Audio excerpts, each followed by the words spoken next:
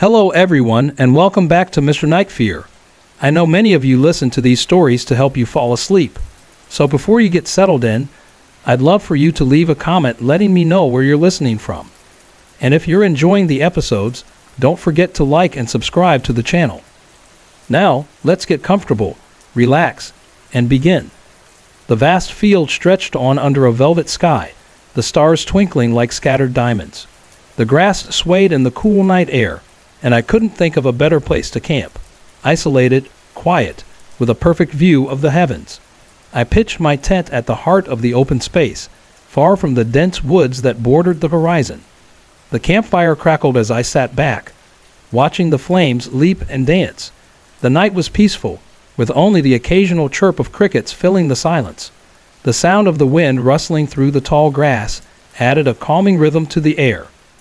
It felt safe, almost serene. And then I saw the first shadow. It was brief, flickering at the edge of the firelight, just a flicker of movement before it disappeared into the night. I froze, staring into the dark, trying to make sense of what I'd seen, but there was nothing. No movement. I shook it off, thinking it was just a trick of the light, and turned back to the fire. Minutes passed, but the unease lingered, and then it happened again. This time, the shadow didn't vanish so quickly. It lingered at the edge of the firelight, and though its shape was hard to define, it was unmistakably human. My breath caught in my throat as my eyes scanned the field. The grass moved with the wind, but the shadows remained still, defying the breeze. "Hello," I called out, my voice trembling slightly in the stillness of the night. There was no answer.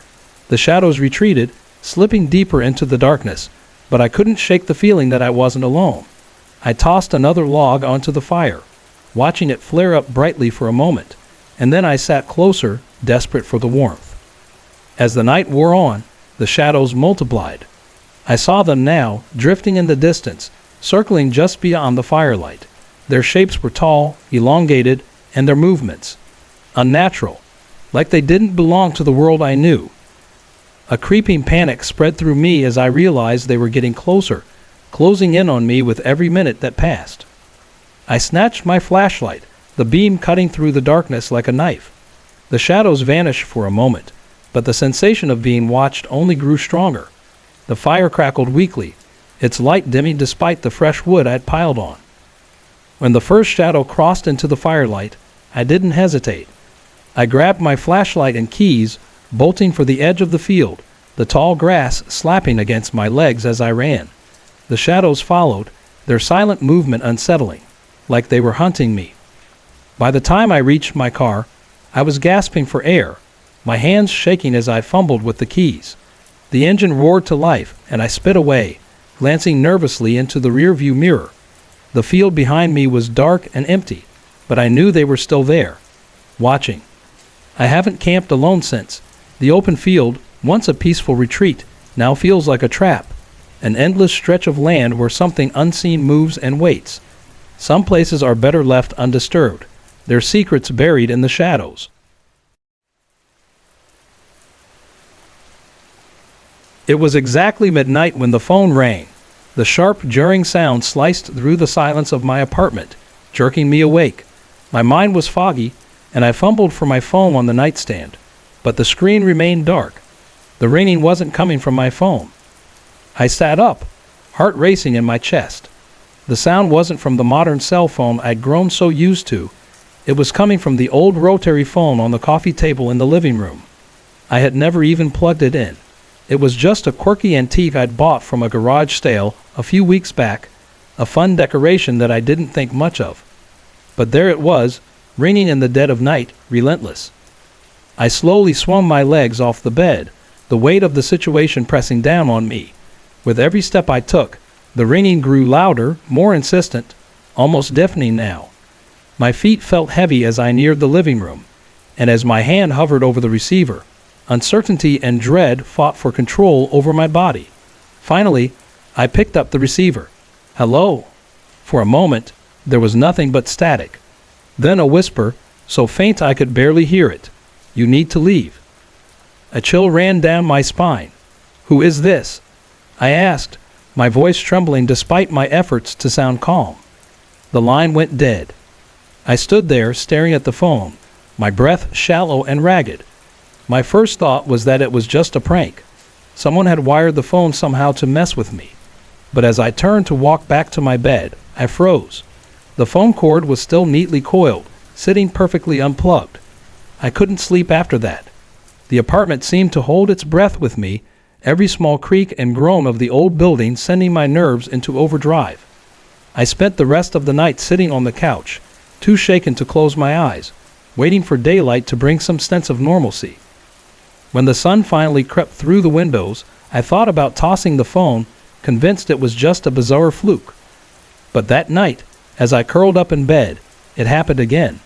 The unmistakable sound of the rotary phone ringing, only this time it wasn't from the living room. It came from my bedroom closet. My body went rigid, my heart pounding so hard I thought it might burst. Slowly, almost against my will, I slipped out of bed and approached the closet. I opened the door, and there it was, the phone, sitting on the floor, its black receiver trembling with each shrill ring. I hadn't moved it there. I hadn't even touched it. With shaking hands, I picked up the receiver. "Hello." This time, the voice was clearer, urgent. "Get out. Now." Fear surged through me, like ice water flooding my veins. "Who are you? What do you want?" I yelled, but my words felt weak, futile. The line crackled. "It's here," the voice whispered, and then silence. Suddenly, a loud crash echoed from the living room, and the phone slipped from my hand, clattering onto the floor. I didn't think, I just reacted. I ran straight for the door, my mind a blur. As I crossed the threshold into the hallway, the lights flickered, casting long, twisting shadows on the walls. One of the shadows shifted. A tall, thin figure, too tall, too thin. It didn't belong to me. I didn't wait for anything more. Grabbing my keys, I bolted out of the apartment, not stopping until I was safely in my car. I drove straight to my best friend's house, too rattled to explain what had happened. The next day, I came back with a locksmith. Every lock was changed, the doors reinforced. The rotary phone, I smashed it into pieces and threw it away. I haven't heard the ringing since, but late at night, sometimes I hear whispers, faint like static on an old phone line. And I wonder, was that voice trying to warn me, or was it pulling me into something far worse? When my grandmother passed away, her house became my responsibility. It was a large, weathered farmhouse located on the outskirts of a small town, a place that had seen generations come and go. The house was filled with memories, some warm, some not. The day I moved in, I decided to start in the attic, hoping to find family keepsakes or maybe a long-lost treasure. The attic was cramped and musty, cluttered with old furniture, dusty books, and piles of forgotten boxes. As I sorted through the items, I noticed a small wooden chest tucked away in the corner, nearly buried beneath a pile of blankets. It was locked, but a tarnished key lay nearby, resting on a faded leather ribbon. Curiosity nudged me forward, and I unlocked it. Inside, nestled in a bed of velvet, was a porcelain doll. Its delicate features were framed by long, golden curls, and its glassy blue eyes seemed far too lifelike, almost alive. Beneath it, a note was folded neatly in my grandmother's familiar handwriting. "Do not remove her." I chuckled nervously. It was just a doll. What harm could it possibly do? Ignoring the warning, I placed it on a nearby shelf, tucked in between other old trinkets, and went back to sorting through the attic. That night I was jolted awake by the sound of footsteps. They echoed down the dark hallway, heavy and deliberate. At first, I thought it was just the house settling, the creaks of old wood shifting, but no, it was a pattern, someone walking in a measured rhythm. I gathered my courage and stepped into the hallway, but when I turned the corner, there was nothing there. The next morning, I found the doll sitting on the old couch in the living room. My stomach dropped. I had left it in the attic.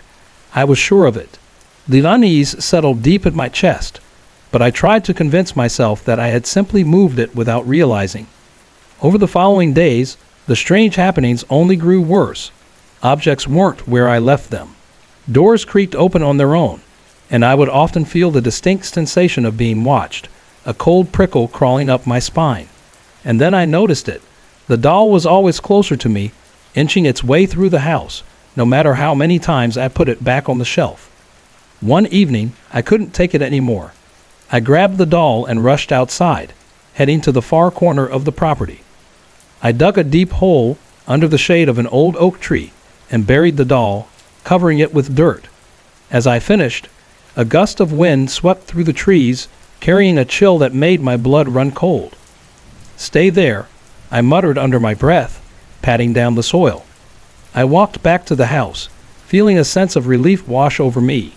That night, however, as I lay in bed, I heard it again, footsteps, but this time they were coming up the stairs.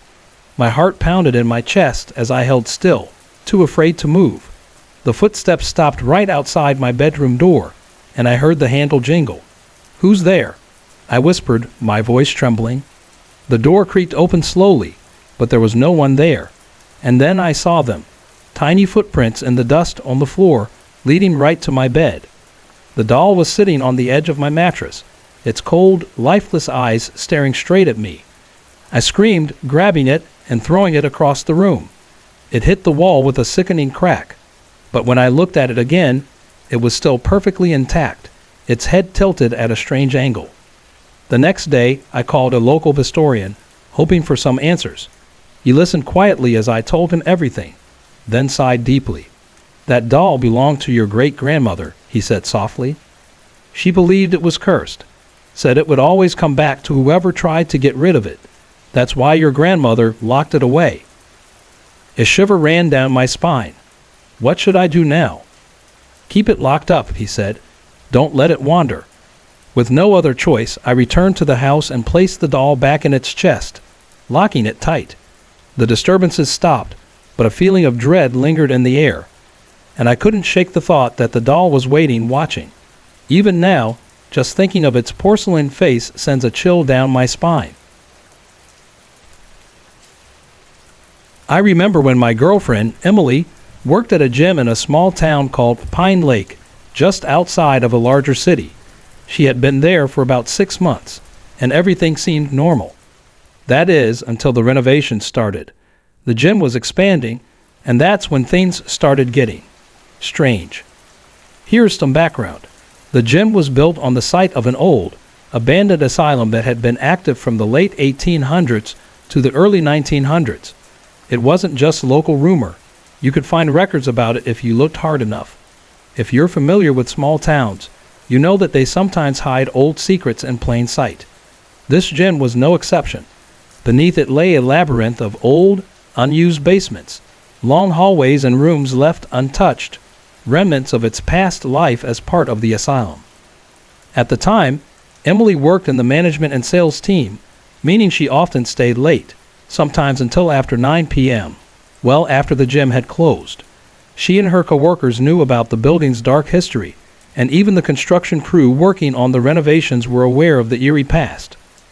Sometimes Emily and her coworkers would dare each other to venture into the forgotten lower levels, but they never stayed long. She told me that whenever they passed the first few rooms, they'd feel uneasy, sick, she called it, and they'd quickly turn back. I didn't think much of it when she mentioned it. "You're just spooked because of the place's history," I'd say, brushing it off. But then, the strange things began. The construction workers started complaining about missing tools. They would leave their equipment overnight, only to find it moved or completely gone the next morning. Emily said they thought the workers were playing pranks on each other. I even joked, if I were one of the builders, I'd probably mess with you guys too. But then, it got much worse. One morning, around 7 a.m., Emily called me from work, barely able to speak through her sobs. Alarmed, I asked if she needed me to pick her up.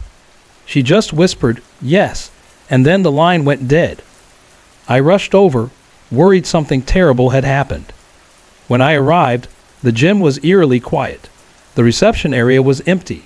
No staff, no members, nothing. My stomach dropped. I walked further inside, calling out her name, until I finally saw her boss approaching. Her face was pale, and she looked as if she had just seen a ghost. She told me the gym had been closed for the day, and all the staff had been sent home. For a place as big as this gym, that was unheard of. When I asked why, she avoided my question.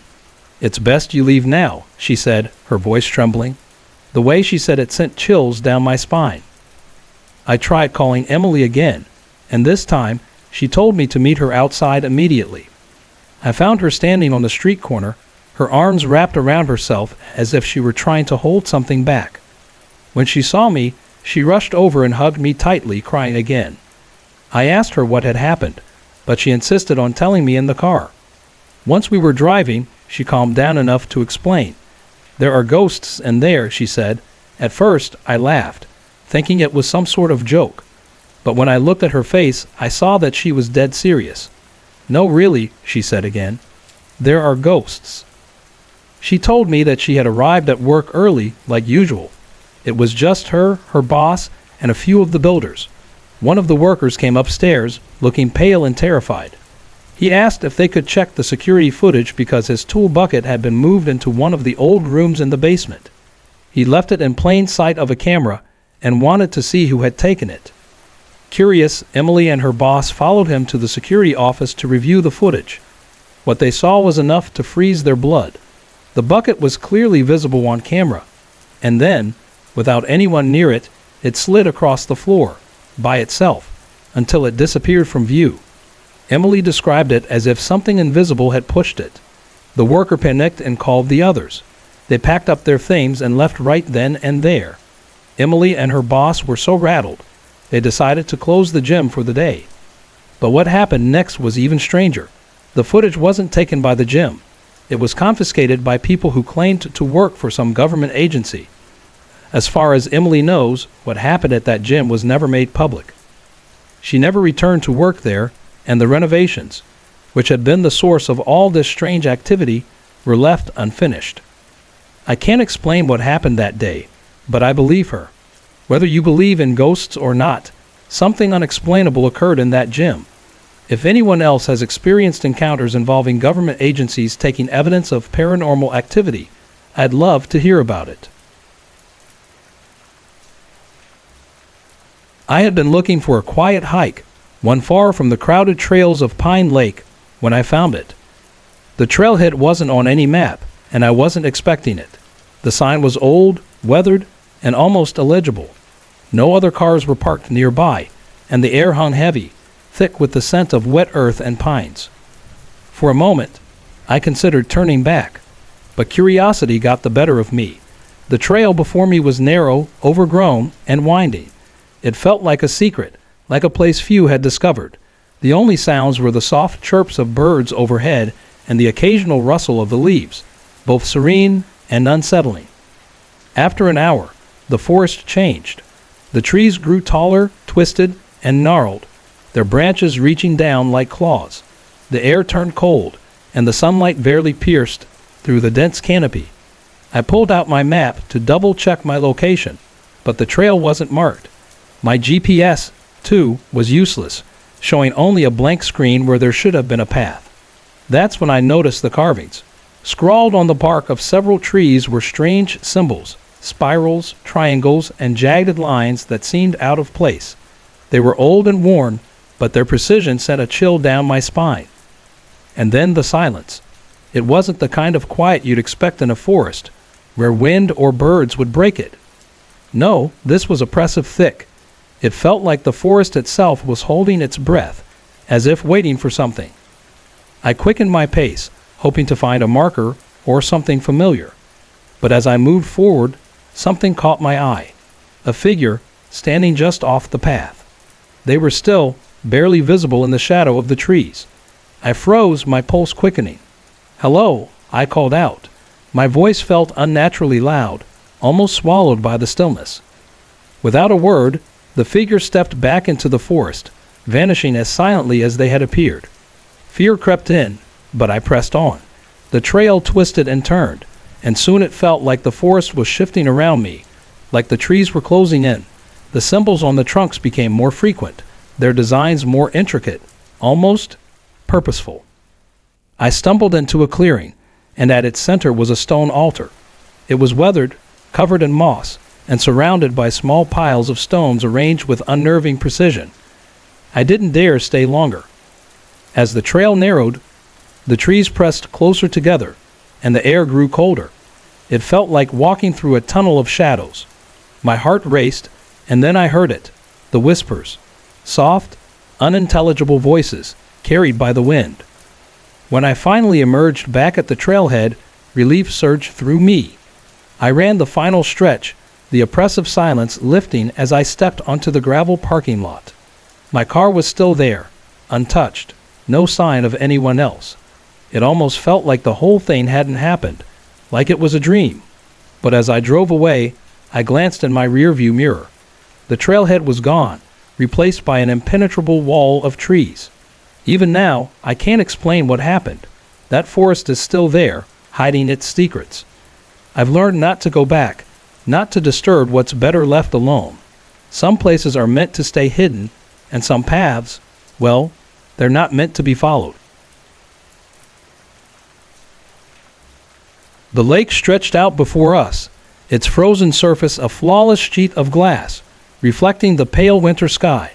The four of us, Jake, Sarah, Brian, and I, had been ice fishing for hours, our small shelter offering little protection against the biting cold. We were far from the distractions of the city, seeking peace in the isolation of the northern Minnesota woods. It all began with the patterns. Jake was the first to notice them, faint shapes beneath the ice, almost as if something was drawing beneath our feet. At first, we thought they were just cracks, but these shapes were too deliberate. Spirals, sharp lines, and symbols we couldn't quite make sense of. Probably just the way the ice settled, Brian muttered, though his voice lacked its usual confidence. As the afternoon dragged on, the patterns shifted, becoming more intricate, almost alive. When Sarah accidentally dropped her flashlight, its beam lit up the ice below, revealing something that made my blood run cold, dark shadows gliding just beneath the surface. "Did you see that?" Sarah whispered, her breath rising in misty clouds in the frigid air. None of us spoke, but the unease was palpable, creeping in like a fog. The stillness that had once been comforting now felt suffocating, the silence only broken by the occasional groan of the ice. Then came the knocking. It started faint, almost imperceptible. A rhythmic tap-tap-tap from deep below us. Jake leaned over the hole, squinting into the blackness beneath the ice. "It's probably just water shifting," he said, but there was doubt in his voice. The knocking grew louder, more insistent, until it reverberated across the frozen lake. The shadows beneath the ice began moving faster, their forms shifting, elongated and menacing. Sarah took a step back, her eyes wide with terror. "We need to get out of here," she said, voice shaking. Before any of us could respond, the ice cracked. A thin fissure snaked outward from our fishing hole, spreading with unnatural speed. The knocking stopped, leaving only an eerie silence in its wake. Then, with a bone-rattling thud, something slammed into the underside of the ice.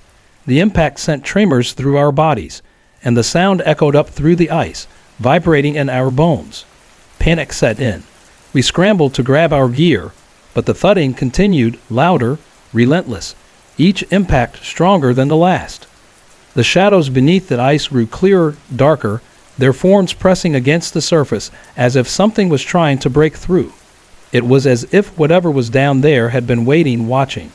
We bolted, our feet slipping on the slick, treacherous ice. The groans of the ice grew louder, joined by the continuous thudding.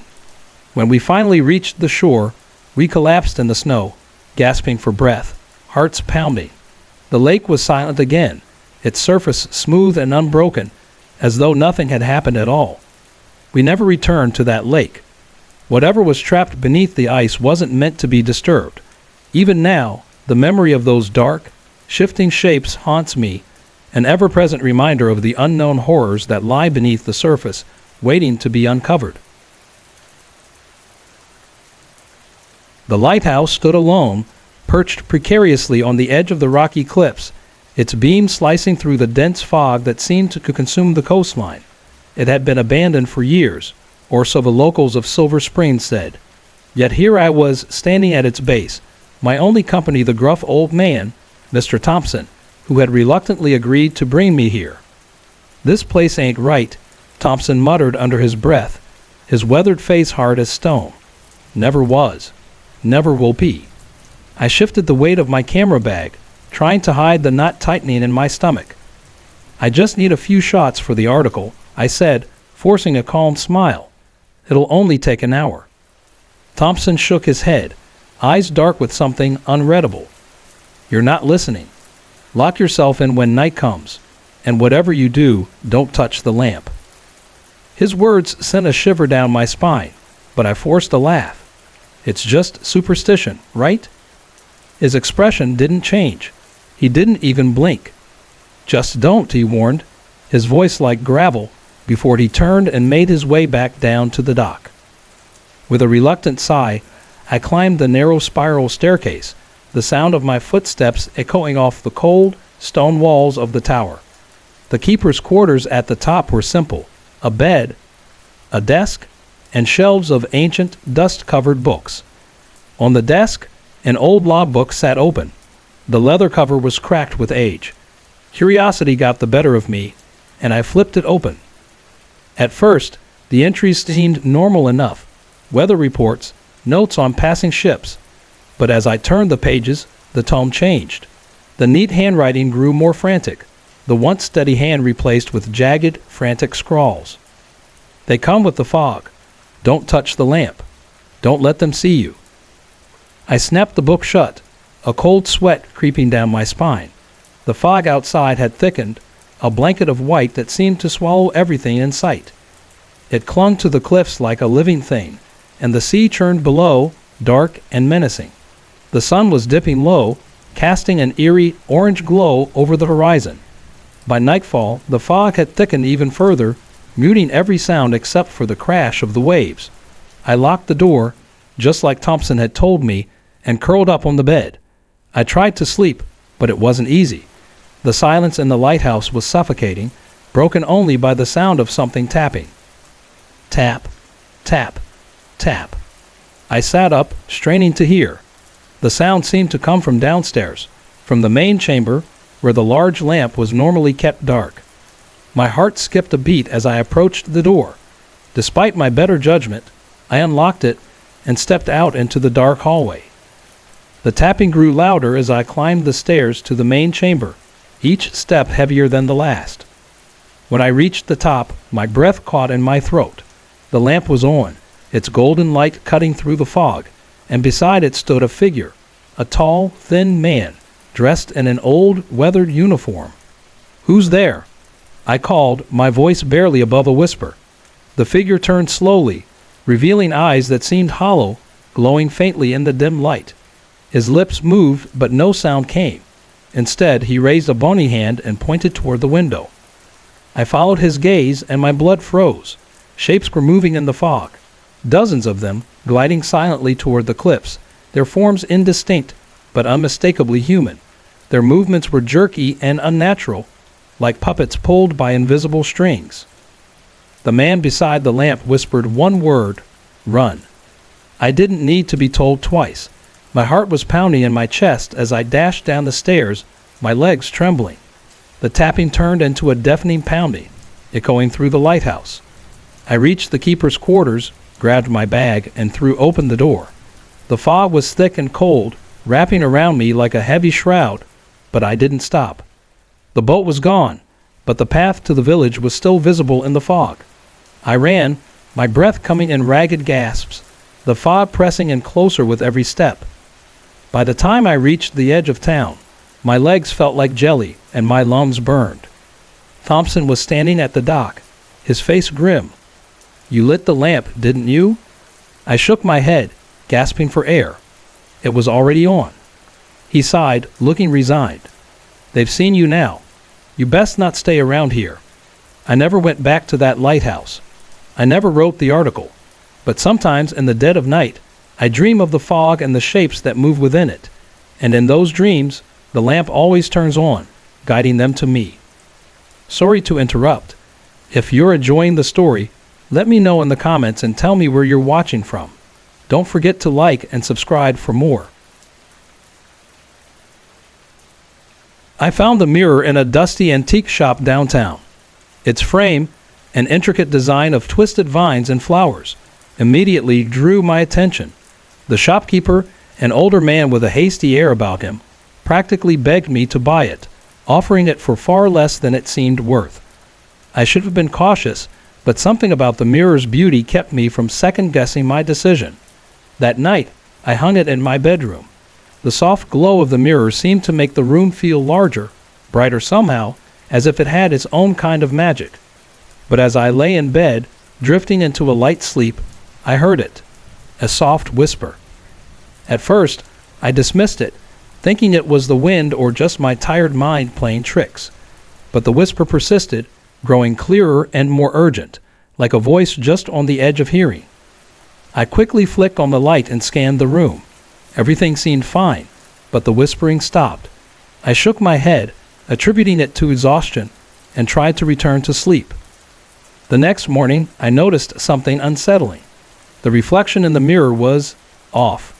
The room looked normal at first, but when I stepped closer, I saw faint smudges on the glass, fingerprints, but they weren't on the surface. They were inside the glass itself. A chill ran down my spine, but I brushed it off as dust or an illusion. After all, it was just a mirror, right? I tried to forget about it and went about my day. That night, the whispering returned. This time, it was louder, more distinct. I sat up in bed, straining to make out the words. They weren't quite clear, but they were undeniably pleading, almost desperate. Unable to ignore it any longer, I stood up and approached the mirror. "Hello," I whispered, feeling ridiculous for even asking. For a moment, there was only silence. Then, a single word cut through the stillness, clear as day: help. My heart raced as I stumbled back, staring at the mirror in disbelief. The surface seemed to ripple, as if something was lurking just beneath the glass. Then, slowly, a face emerged, pale, gaunt, with hollow eyes. Its lips moved, whispering the word again: help. I ran from the room, slamming the door behind me. I couldn't sleep, not a wink. The entire night, I stayed on the couch, staring at the ceiling, waiting for daylight. By morning, I convinced myself it was nothing more than hallucination brought on by stress. Determined to prove myself right, I returned to my bedroom. To my relief, the mirror appeared ordinary. Its surface reflected the room as it always had. I hesitated, then reached out and touched the glass. It was cold, uncomfortably so, but solid. No face, no ripples, just my own reflection staring back at me. For weeks, nothing else happened.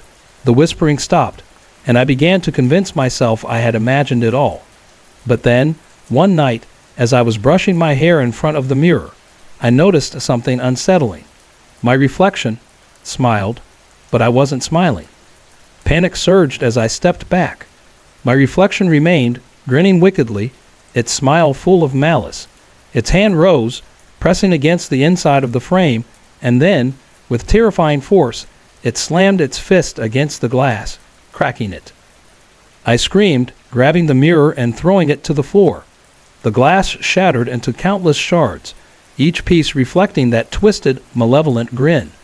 The whispering exploded into a chaotic cacophony, filling the room with overlapping voices, all begging, all pleading.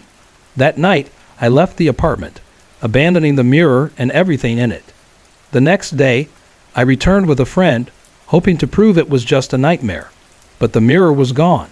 The frame lay empty. The shards vanished as if they had never existed at all. I've never bought another antique, and I avoid mirrors whenever I can. Even now, I still catch glimpses of that grin and reflections, on windows, in store mirrors, even in puddles. And I wonder if breaking the mirror really set me free, or if I accidentally let something out. The past few weeks have felt like an endless nightmare. Strange things have been happening in my house, things that I can't explain, and honestly, I don't even feel safe there anymore. In a moment of desperation, I turned to one of my closest friends. At first, he didn't believe me. Who could blame him? but after some convincing, he agreed to come over for the weekend and experience it for himself. What happened over those 3 nights was beyond anything I could have imagined. We decided to keep things normal that first night. No alcohol, no creepy stories, and absolutely no discussion of anything supernatural. We just wanted to hang out and relax. Being close friends made it easy, and a couple of rounds on the old Xbox helped too. Before heading to bed, I made sure to place the game controllers on the coffee table and the TV remote next to the TV, exactly where it had been earlier. We double-checked the house to ensure every window and door was locked. By 10:30 p.m., we were finally in bed. To my surprise, I actually slept soundly that night. When I woke up, I walked into the living room, expecting everything to be as it had been the night before. But it wasn't. The game controllers had been put back in their charging dock, and the TV remote was sitting on top of the bookshelf, exactly where I had found it on previous nights when strange things happened. I woke up my friend, showing him the bizarre scene. He laughed it off, thinking I was trying to pull some prank on him. Despite my insistence, he remained unconvinced. We searched the house, but there was nothing else amiss. I felt my case growing weaker by the second. The second night passed quietly. More games, more talking, until we finally went to bed around 10 p.m. Unlike the night before, I couldn't get comfortable. Something about the air felt off, heavier, like the house was holding its breath. Around 2:30 a.m., I was jolted awake by what felt like a cold blast of air rushing into my ear. I sat up, and immediately, I noticed how dark the room was. I reached for the lamp, but no matter how many times I flicked the switch, it wouldn't turn on. The bulb had blown again. Panic set in. I decided to head to the living room. As I walked down the hallway, I noticed a faint light coming from the living room. My heart skipped a beat. Bracing myself for whatever was waiting for me, I stepped inside. To my surprise, it wasn't some ghostly figure that greeted me. Instead, my friend was sitting up on the couch, the glow from his phone casting shadows on his face. He explained that he'd been woken by the sound of scratching, like someone was digging through the bookshelf. He tried to turn on the lamp, but it wouldn't work. When he turned on his phone to get a better look, there was nothing there, but the scratching had stopped just before I entered the room. I told him about the strange blast of air that had woken me up. Neither of us was eager to sleep after that, but we also didn't want to leave. With the lights still refusing to turn on, we spent the rest of the night huddled on the couch, bathed only in the soft flicker of candlelight. By the third night, we were both exhausted and still on edge from everything that had happened. I really didn't want to spend another night in the house, but I agreed to stick it out. We left all the lights on, and I even dragged a mattress into the living room, determined to stay as close to my friend as possible. Sure enough, like clockwork, I was woken again, this time by the same cold blast of air hitting my ear. I sat up, only to see that my friend was already awake.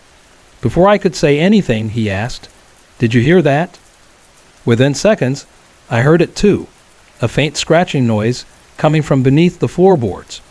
We pinpointed the spot and I stomped on the floor, hoping it was just an animal or a loose piece of wood. But instead of stopping, the scratching grew faster, frantic, as if whatever was down there was desperately trying to break free. And then we heard it. Voices. Not whispers, but full-blown voices, speaking all at once. It was like a chorus of confused, angry voices, each one blending into the next, creating a chaotic, overwhelming noise. My friend and I looked at each other, terror written across both our faces. Without a word, we bolted out of the house. We didn't stop running until we were at his place. Neither of us said much. We just cracked open a bottle of whiskey, trying to numb the fear. The only sounds between us were occasional exclamations of disbelief and a string of curse words.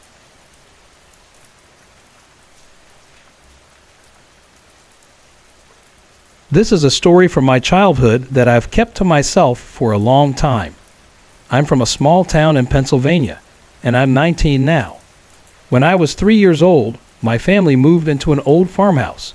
It had been built in the early 1900s, and only one family had lived there before us. The man who lived there was the son of the original owner.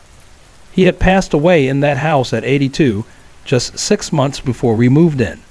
The house was a single story, made of red brick, with a small basement. The room I ended up sleeping in was the same one he used to sleep in. When we moved in, I remember the windows had old metal bars and wire mesh on them, which seemed strange to me, even at that age. Later, I learned that he had suffered from agoraphobia and never left the house. He passed away in an outhouse that's no longer standing. The strange things started right away. Almost as soon as I moved into my new room, I began having nightmares. Maybe it was just because I was so young, or because the move had unsettled me, or maybe the room had an eerie presence to it. It was probably a mix of all those things. I would wake up around 3 a.m. every night, screaming and crying, feeling cold, even though the room was warm and I was wrapped in blankets. My mom told me that I always woke up at exactly that time. I've heard the stories about 3 a.m., but at the time, I wasn't sure I believed in them. This went on until I was about 6.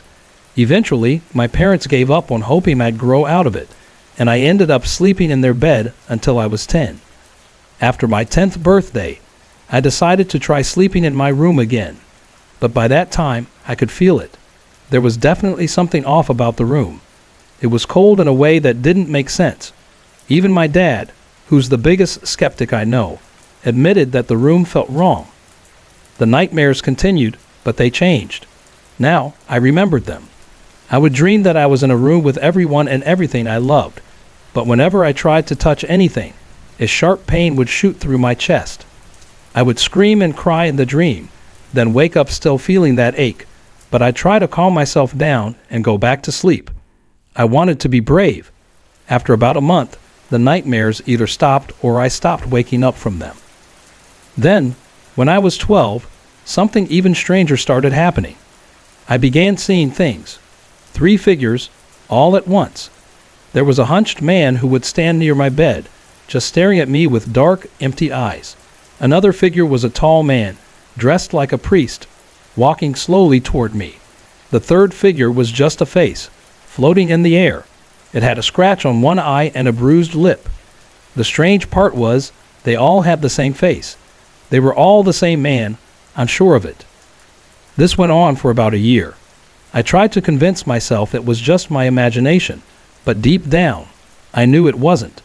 One night, feeling brave, I decided to speak to the hunched man. I'm not sure what I was going to say, but the moment I opened my mouth, he let out this horrible screech. It sounded just like the scream I had heard in my nightmares. The next morning, my mom asked me if I had a bad dream because she'd heard me scream. Since then, I've hardly ever told anyone about what happened. I was scared they'd think I was making it up, just a kid with an overactive imagination. I don't see those 3 figures anymore, but recently, my old nightmare has started to come back. I'm not sure what to think about it anymore. We weren't supposed to find the carnival. It wasn't marked on any map, and no one had mentioned it during our trip to the quiet town of Pine Creek. Yet, as my friends and I cruised down the winding back roads, the faint sound of a carnival tune drifted through the air. It was an odd melody, one that didn't quite belong. The curious tune led us down an old, forgotten dirt road. At the end, we found it, an eerie, dilapidated carnival with tattered banners swaying in the wind. "This is strange," Lisa said, crossing her arms in disbelief. "There's no way this place is still open." But the carnival's lights flickered on the rusted carousel, and the familiar scent of caramelized popcorn and cotton candy reached our noses, making it feel oddly alive, though there wasn't a soul in sight. "Come on," Mark said with a mischievous grin. "When was the last time you got to explore a place like this? It could be fun." Against our better judgment, we followed him past the rusty gates, which creaked as we pushed them open. The ticket booth was vacant, its glass cracked and smeared with dirt.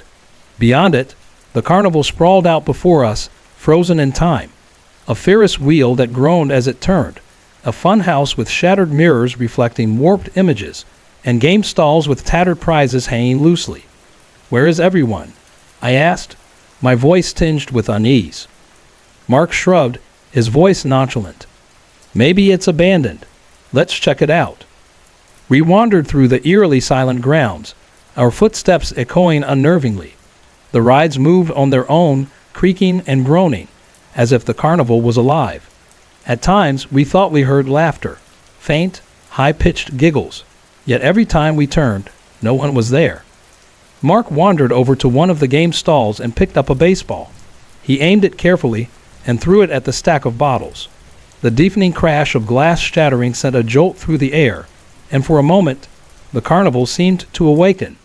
The music grew louder, and the lights on the carousel flashed more brightly. That was probably a bad idea, Lisa murmured under her breath. Relax, Mark said, proudly holding up a stuffed bear he had won. See? Just some harmless fun. But it wasn't harmless. As we ventured deeper into the carnival, we noticed things that didn't quite fit. Shadows flickered where no light should have been, and an unsettling sensation of being watched hung in the air. When we reached the funhouse, I hesitated, my nerves on edge. Maybe we should head back, I suggested, my voice barely above a whisper. Mark rolled his eyes. Afraid of a few mirrors. It's just a funhouse. Without another word, he pushed open the door, and the carnival music swelled into something more sinister. Reluctantly, we followed him inside. The air inside was cold, and the mirrors were cracked, reflecting unsettlingly distorted versions of ourselves. Lisa gasped, her eyes wide with shock, as she pointed to one of the reflections. In the mirror, we weren't alone. A tall figure stood behind us, its face hidden behind a porcelain mask. I spun around, my heart pounding, but the hallway was empty. That's it, I said, my voice shaking as I grabbed Lisa's arm. We're leaving. Mark opened his mouth to argue, but before he could say anything, the lights flickered out. The fun house plunged into darkness, and the music twisted into a jarring, haunting melody. Then came the footsteps, slow and deliberate, echoing all around us, drawing closer with every passing second. Run! I screamed, my voice filled with panic. We stumbled through the maze of mirrors, the distorted figure's presence following us from every reflection. Its porcelain mask never shifted, but the heavy feeling of being hunted was suffocating. Finally, we burst out of the funhouse, gasping for air. The carnival had changed. The once empty grounds were now crowded with figures in faded, tattered costumes, their hollow eyes staring blankly at us. The rides had come to an eerie halt, and the music slowed to a grinding, unnatural tune. We didn't stop running until we reached the car. As we sped away, I glanced over my shoulder. One by one, the carnival lights blinked out until the entire place was swallowed by the darkness. When we tried to find that road later on the map, it wasn't there. The locals in Pine Creek said no carnival had ever existed in that area, not for decades. But I'll never forget the way the air smelled like popcorn, or the porcelain mask that seemed to watch us even as we drove away, its cold, emptied eyes never leaving us.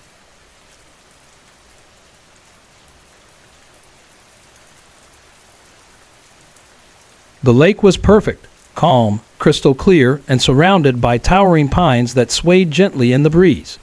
It was my first solo camping trip, and this secluded spot felt like something out of a postcard. I set up my tent near the shore, eager to wake up to the sun rising over the water. As the sun set and night crept in, I sat by the fire, watching the stars emerge one by one. The lake mirrored the sky, its surface smooth and undisturbed. The air was so still that even the rustling of the trees felt distant, like it was coming from another world. I felt at peace, but as the fire began to die and I crawled into my tent, the peace started to crack.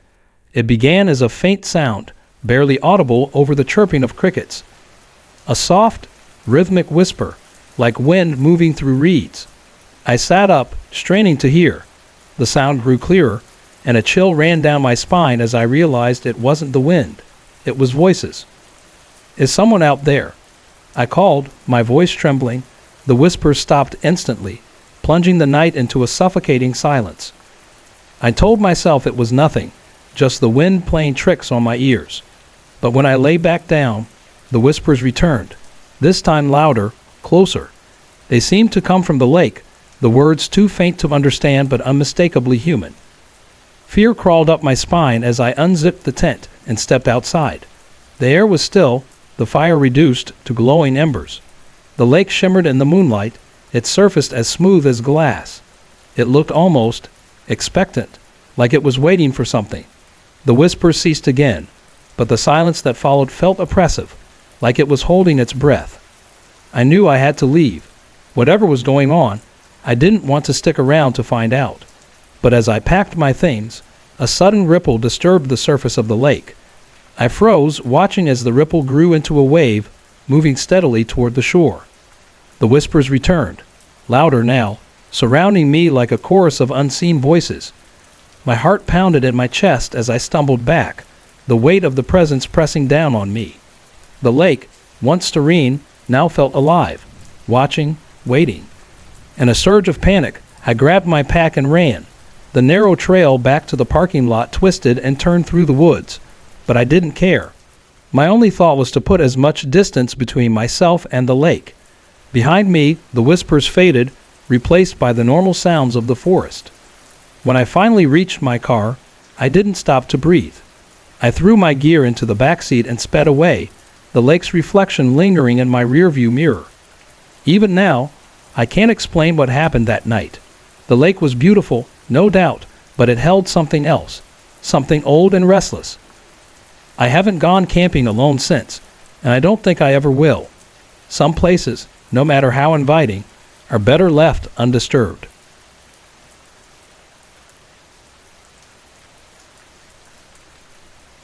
The lighthouse sat atop a jagged cliff, its outline sharp against the deep orange sky of a fading summer evening.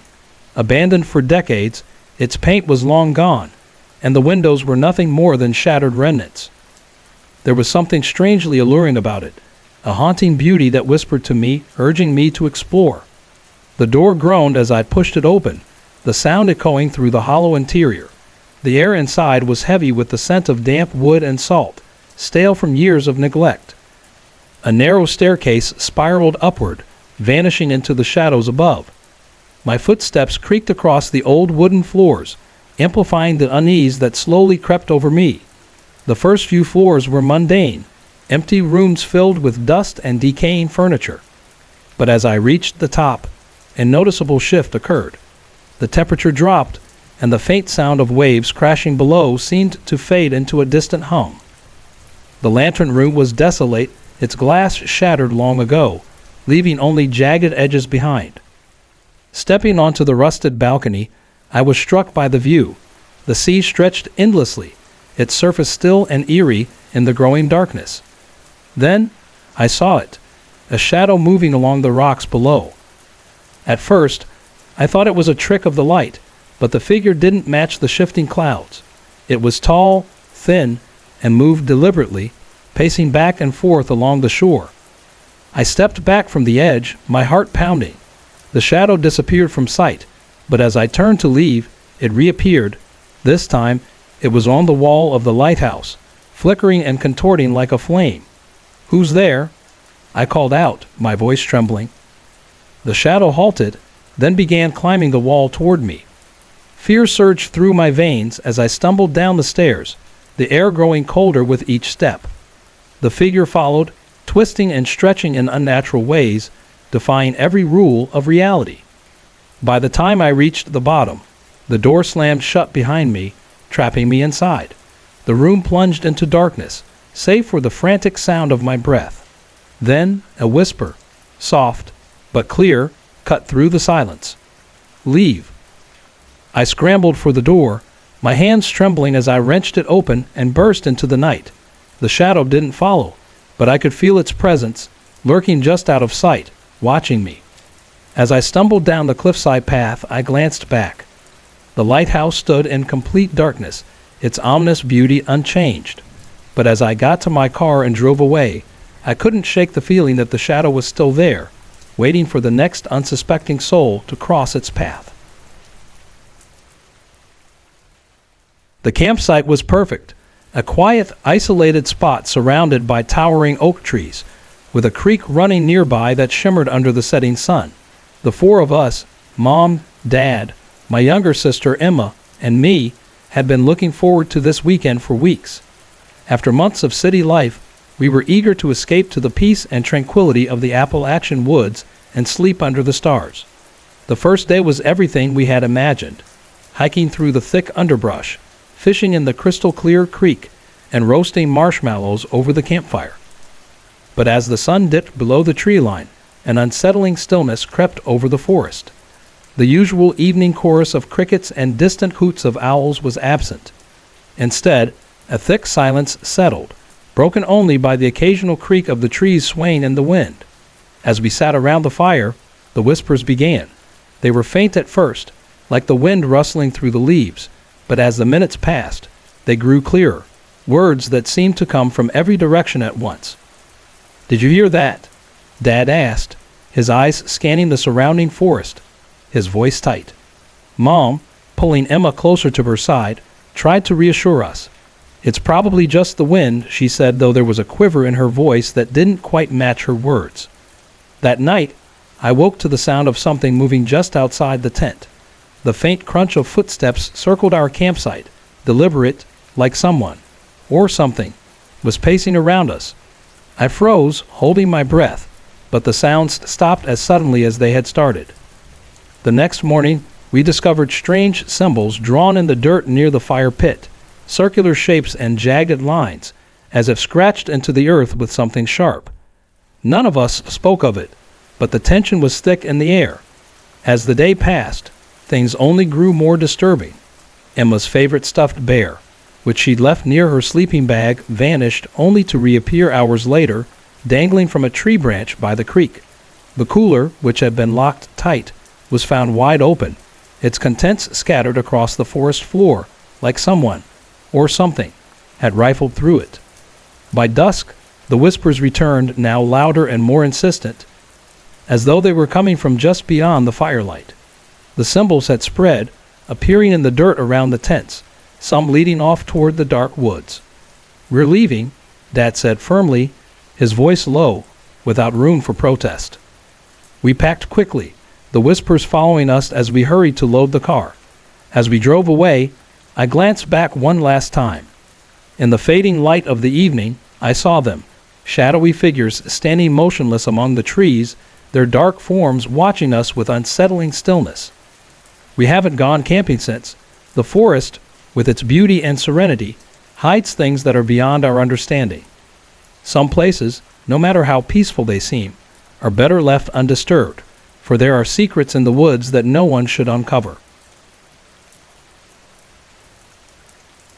The river snaked its way through the thick, shadowy woods like a silver thread, its surface glimmering under the fading light of the late afternoon. I've been paddling for hours, savoring the peace and the rhythmic splash of my paddle as it cut through the water. The nearest town, Pine Hollow, was miles away, and for once, I felt truly alone, until the cry reached my ears.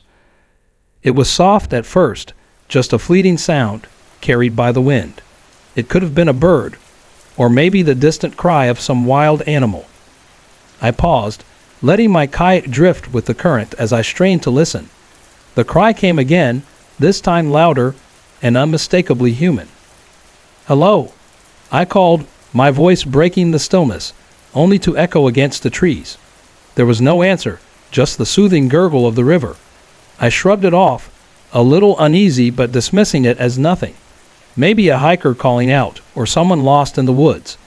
I paddled on, trying to push the odd sensation from my mind. But the cries didn't stop. Every few minutes, they rang through the forest, growing closer, louder, more desperate. The way they rose and fell was strange, almost like someone was calling out in an unnatural rhythm, as if the river itself was crying. A chill crept down my spine. The sun sank lower, casting long shadows across the water, turning it into a river of gold and crimson. The cries echoed louder, their distorted patterns impossible to ignore. My hands gripped the paddle tighter, scanning the shoreline, but there was no sign of anyone. And then I saw it, a shadow darting along the bank, always just ahead of me. It flitted between the trees, moving with an eerie fluidity, too fast to be human. My heart raced as I paddled harder, the kayak cutting through the water with a frantic urgency. The cries became a maddening chorus, overlapping voices now, rising and falling like a symphony of sorrow. They filled the air, seeming to come from all around me, and I felt as though I was being swallowed by them. I tried to stay calm, but my chest tightened with panic. Around a bend, I saw an inlet up ahead, just a small, secluded cove. I steered toward it, my arms burning with the effort. But as I neared, the cries reached a deafening crescendo, and the shadow moved again. This time it was on the water, rippling and shifting across the surface like smoke. The moment I pulled into the inlet, the cries stopped. Just like that, the air grew heavy with silence, the kind of silence that presses on your chest, making it hard to breathe. I dragged the kayak up onto the shore, my heart racing as I looked back at the river. The shadow was gone, and the water was still, calm again, but I couldn't shake the feeling that something was watching me, lurking just beyond the trees, waiting. I didn't stop paddling until I reached the main trailhead. My kayak was left behind on the shore, abandoned like an old memory. But even now, the cries still echo in my mind.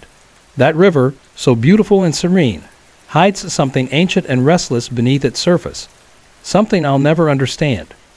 Some places, no matter how peaceful they seem, are better left untouched. Their voices, their secrets, better left unheard. Hey everyone, I put a lot of effort and heart into creating these videos just for you.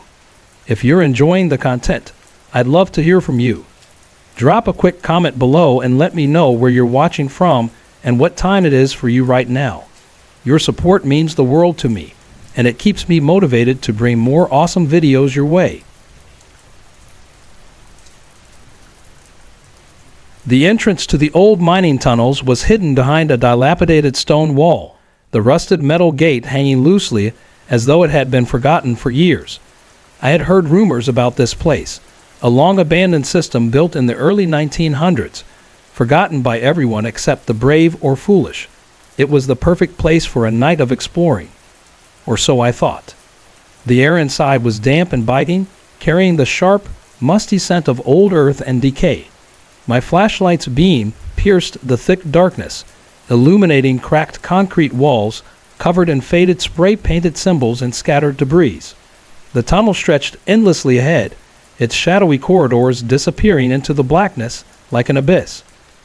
At first, the quiet was a welcome change from the bustle of the outside world, broken only by the sound of my boots on the cold stone floor. But as I ventured deeper, something shifted. The air grew thick, heavier with each step, and the walls seemed to press closer around me. Then I heard it. A soft, distant tapping, like the sound of boots hitting stone. I froze, shining my flashlight down the corridor. "Hello?" I called out, my voice breaking through the stillness. No answer. The tapping stopped abruptly, swallowed by a thick silence that felt suffocating. Reluctantly, I continued, my steps now quicker, the creeping sense of being watched growing stronger with each turn I took. The tunnels twisted and branched in ways that defied logic, a maze with no clear way out.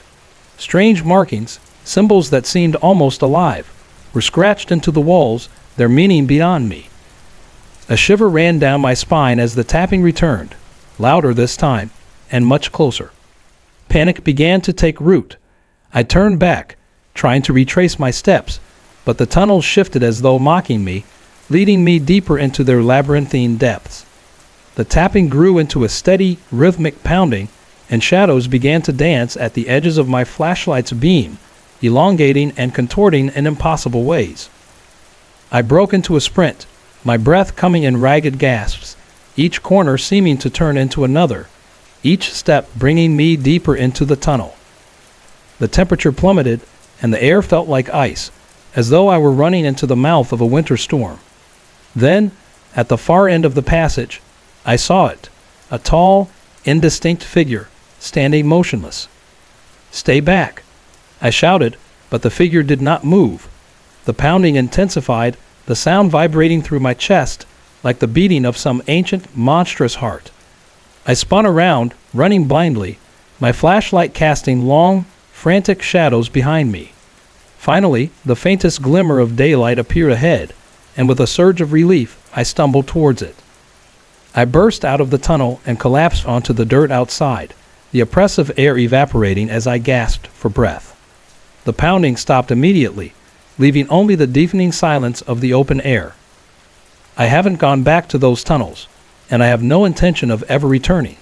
Whatever was hiding in the dark wasn't meant to be found, and I've learned that some places are better left undisturbed, especially when they call to you from the shadows beneath.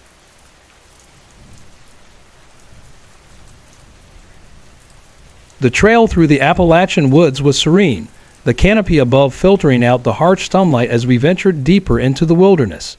It was the ideal escape, a weekend getaway with my closest friends, Emma, Jake, and Sarah.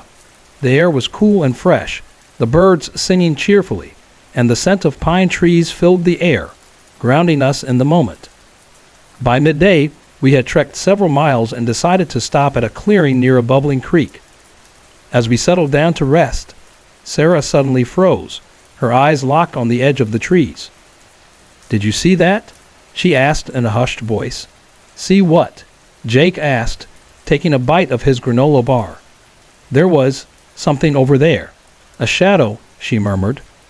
We chuckled, brushing it off as her imagination playing tricks. But as we packed up and resumed our hike, a sense of unease settled in. The forest, which had been full of life, now seemed unnervingly quiet. The birds had stopped singing, and the air felt heavier, colder. By late afternoon, the feeling of dread had spread to all of us. Jake, always the optimist, had become uncharacteristically silent, glancing over his shoulder with every step. Emma, usually the boldest of the group, stayed close, her usual adventurous spirit subdued. Then came the first sign we couldn't ignore: footsteps. Faint but distinct, the sound echoed softly through the trees. We halted, holding our breath, but the sound ceased. When we continued, it resumed, always in sync with our movements but remaining unseen. "Who's there?" I called out, trying to sound braver than I felt. No response, only the rustle of leaves swaying in the wind. As the sun dipped below the horizon, casting long shadows across the trail, we knew it was time to set up camp. None of us wanted to keep hiking through the dark, not with whatever was following us. We pitched our tents in a tight circle, the flickering campfire offering only the faintest sense of security. But the footsteps didn't stop. They circled our camp, coming closer now, and with them came a new sound, a low, guttural growl that sent a chill creeping up my spine. "Maybe it's just a bear," Emma whispered, though her voice wavered with doubt. As the fire began to dwindle, we threw more logs on it, desperate to keep the dark at bay. The shadows at the edge of the clearing seemed to shift and sway, blending into the trees like something moving, but not quite. "I don't think it's an animal," Jake said, gripping the hatchet he brought for firewood. The growling grew louder, more menacing. And then, just as suddenly as it had started, it stopped. The silence that followed was worse than the growl itself, heavy and suffocating, as if the entire forest had stopped breathing. None of us slept that night. When dawn finally broke, we packed up our camp in record time, our nerves on edge. The forest felt lighter in the morning, the birds slowly returning to their songs, as though nothing had ever happened. But as we left the clearing and made our way back to the trailhead, I couldn't help but glance back. That's when I saw it, a shadow, darker than the rest of the trees, watching from the edge of the woods. It didn't move, but I felt its gaze linger on us as we hurried down the path. We made it back to the car without any further incident, but the memory of that shadow has stayed with me. The woods, with all their beauty, hold mysteries that no one can explain, and some paths are better left untrodden. The mountain road stretched out ahead of me, winding through the dark wilderness. My headlights barely cut through the dense fog that clung to the air. It had been a long day, and I was hoping to reach the small town of Pine Ridge before midnight, but the road seemed endless as it climbed higher into the mountain range. The temperature dropped as I ascended, and with each passing mile, the sense of isolation grew heavier. It was around a sharp bend when I first noticed something out of the ordinary. A faint glow flickered in the distance, hovering just above the road. I squinted, thinking it might be the headlights of another car, but as I drew closer, the light moved, floating up into the air before vanishing into the thick fog. "Probably just the fog playing tricks," I muttered, my grip tightening on the steering wheel. But as I continued, the lights returned, popping up intermittently along the winding pass. They darted and danced in the fog, almost as if they were teasing me, appearing just out of reach. The air inside the car turned colder, my breath visible in the dim glow of the dashboard lights. Then I heard it, the low, humming sound. At first, it was subtle, barely perceptible, but it grew louder with every mile I drove. I turned off the radio, but the hum persisted, vibrating deep in my chest like a distant engine. I stole a glance at the rearview mirror, and my heart sank. A dark figure stood in the road behind me, briefly illuminated by my taillights. It was barely distinguishable, more a shadow than a form. Panic surged through me, and I slammed the gas pedal to the floor, the hum growing louder with each passing second. The lights reappeared, now much closer. They danced alongside my car, flickering and pulsing in time with the eerie hum. My pulse raced as the familiar road ahead started to twist and warp, the curves becoming unnervingly unfamiliar. "Stay focused," I told myself, my voice shaky as I forced my eyes back to the road. Then the figure appeared once more, this time directly ahead of me, standing in the middle of the road. I slammed on the brakes, the car screeching to a halt, but when I blinked, it was gone. The lights vanished along with it, leaving the mountain pass shrouded in darkness. I didn't hesitate. I pressed the accelerator down with everything I had, the engine roaring to life. The hum faded as I descended into the valley, my hands trembling on the wheel. By the time I reached Pine Ridge, I could still feel the chill in my bones, as if the cold from the mountain had seeped into my very soul. The locals later told me stories about that stretch of road, tales of travelers who had disappeared without a trace, their cars found abandoned, and no sign of them anywhere. They spoke of the lights and the shadowy figures, warnings that had been passed down for generations. I haven't taken that road since. The mountains have their beauty, sure, but they also hide dark secrets, things that should never be disturbed. Some paths are best left untrodden at night, and some lights are better off ignored.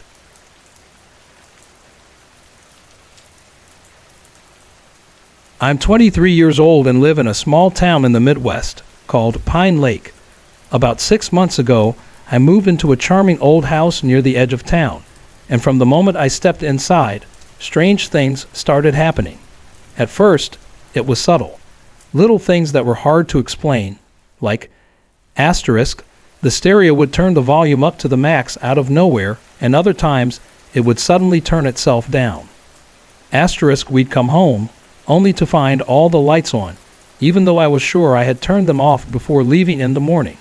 Asterisk, there's a large mirror in the hallway, just near the entrance, and sometimes I'd see a quick shadow darting past it out of the corner of my eye. After about a month, I started dating someone, Michael. One night, we were in my room, just relaxing. The lights were off, but the hallway light was on, and the door was slightly ajar. We were joking around on the bed when I happened to glance up into the large mirror above it. From the reflection, I saw a small boy standing just outside the door, peering in at us.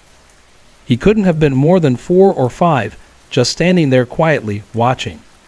I whipped around in shock and Michael jumped, startled by my reaction, but when I looked back, there was no one there. I know what I saw, a small child standing there, watching us. It was so strange because he didn't seem threatening. He didn't move, he just watched. The odd thing is, it reminded me of something from my childhood. I had a pool party for my 7th birthday. Only my close friends were invited, and we were all waiting for the birthday girl, me, to finish changing. I was the only one inside when I walked through the house to join the others. As I passed the dining room, I noticed a shadow on the wall. It was smaller than mine, and I could see my own shadow right next to it.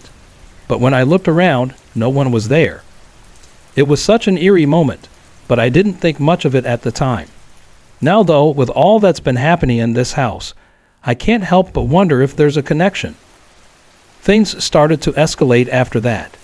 Sometimes I'd be driving and the radio would start turning up or down on its own. Other times, I'd come home to find the phone off the hook, even though I had left it properly set. But the most unsettling event came about a month ago. I had just brought in a basket of clothes from the line, setting it to my left while I folded them on my bed.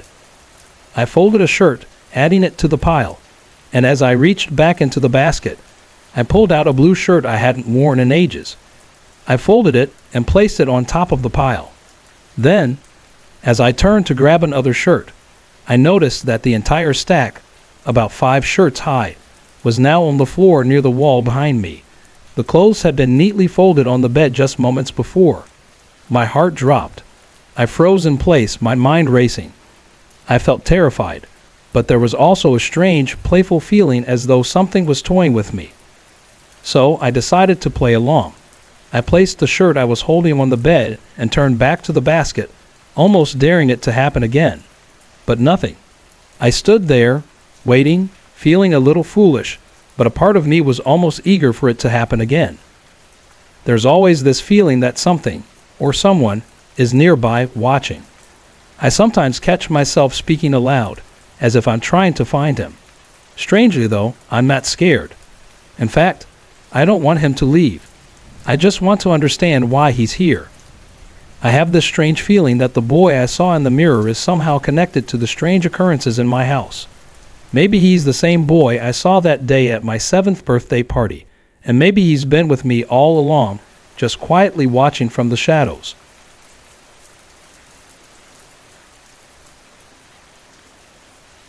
It happened again, the same rapping on the spare room window, right at the same time every night.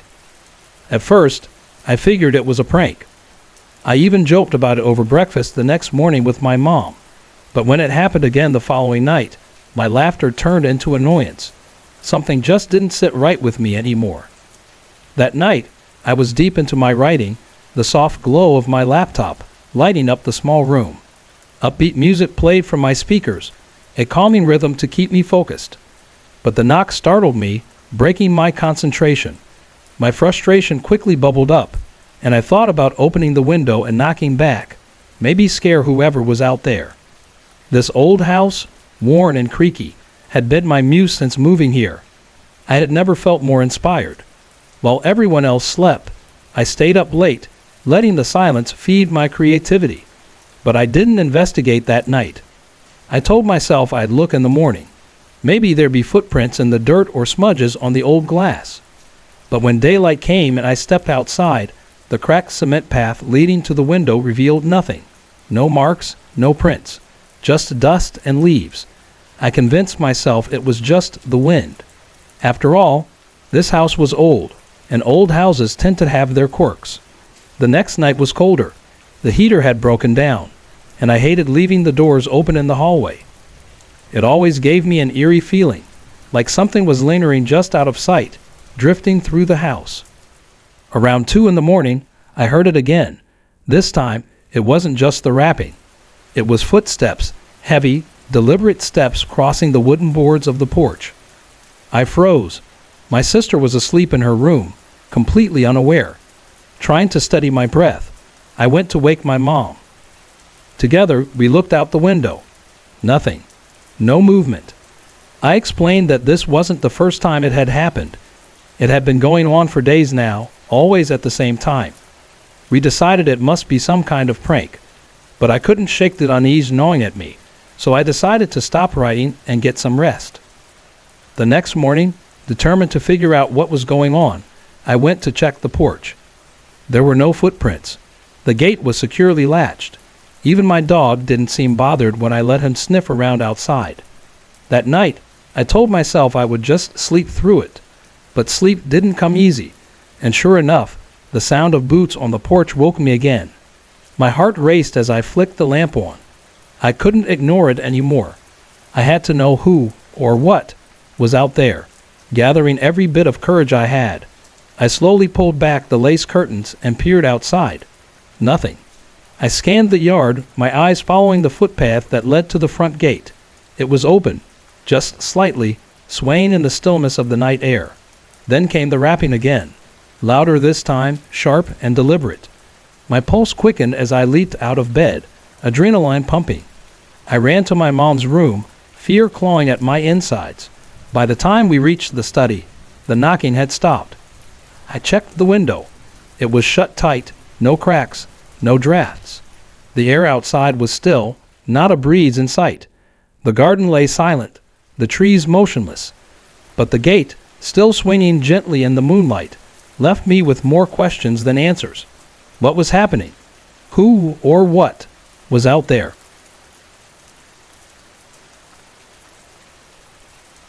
My name's Michael, and I live in a quiet little town in the Pacific Northwest. Back then, I was 24 years old, fit, tough, and confident. I had trained in several martial arts, and I'd always thought of myself as fearless.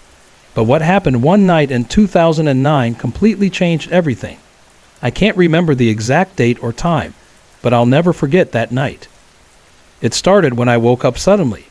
My room was completely dark, and it was eerily silent. I was lying on my side, facing the wall, and I felt the cool surface of the blanket over me.